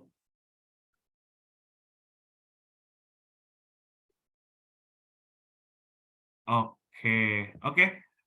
Sudah cukup nih dari kami, dari host dari sesi ini. Terima kasih banyak nih semua yang udah hadir di sini. Khususnya pembicara-pembicara kita hebat di sini, ada Mas Sultan, Mas Iqbal, perwakilan dari Stokbit dan juga dari perwakilan dari Bank Sinarmas dan juga Data Science. Dan terima kasih Mas Ilham juga sharing juga dari Data Science Indonesia. Mungkin masing-masing jangan lupa kalau misalnya memang ada kebutuhan pengen mengenai tentang data, bisa langsung ke Data Science Indonesia, dan juga mungkin FYI buat teman-teman, saat ini di Stokbit kita juga lagi open untuk posisi business intelligence gitu ya. Jadi mungkin teman-teman monggo kalau misalnya ingin kepo lebih lanjut, mungkin bisa ngobrol sama Mas Sultan tadi juga udah bisa ada di sini. Dan saya juga mesti dari kalian juga udah saya email, kalau misalnya pertanyaan silakan tanya balik ke saya juga, monggo banget. Mungkin itu cukup untuk siang hari ini. Terima kasih banyak teman-teman sudah hadir di sini. Jadi nanti bisa kita, nah untuk semua yang udah daftar itu udah bisa saya email balik. Monggo kalau ada pertanyaan bisa ngobrol dari situ. See you on our next event, mungkin di Data Science berikutnya ataupun di Beta Class berikutnya. Sampai bertemu dan selamat berakhir pekan. Terima kasih semuanya. Thank you. Terima kasih, Thank you Mas. semuanya. Thank you.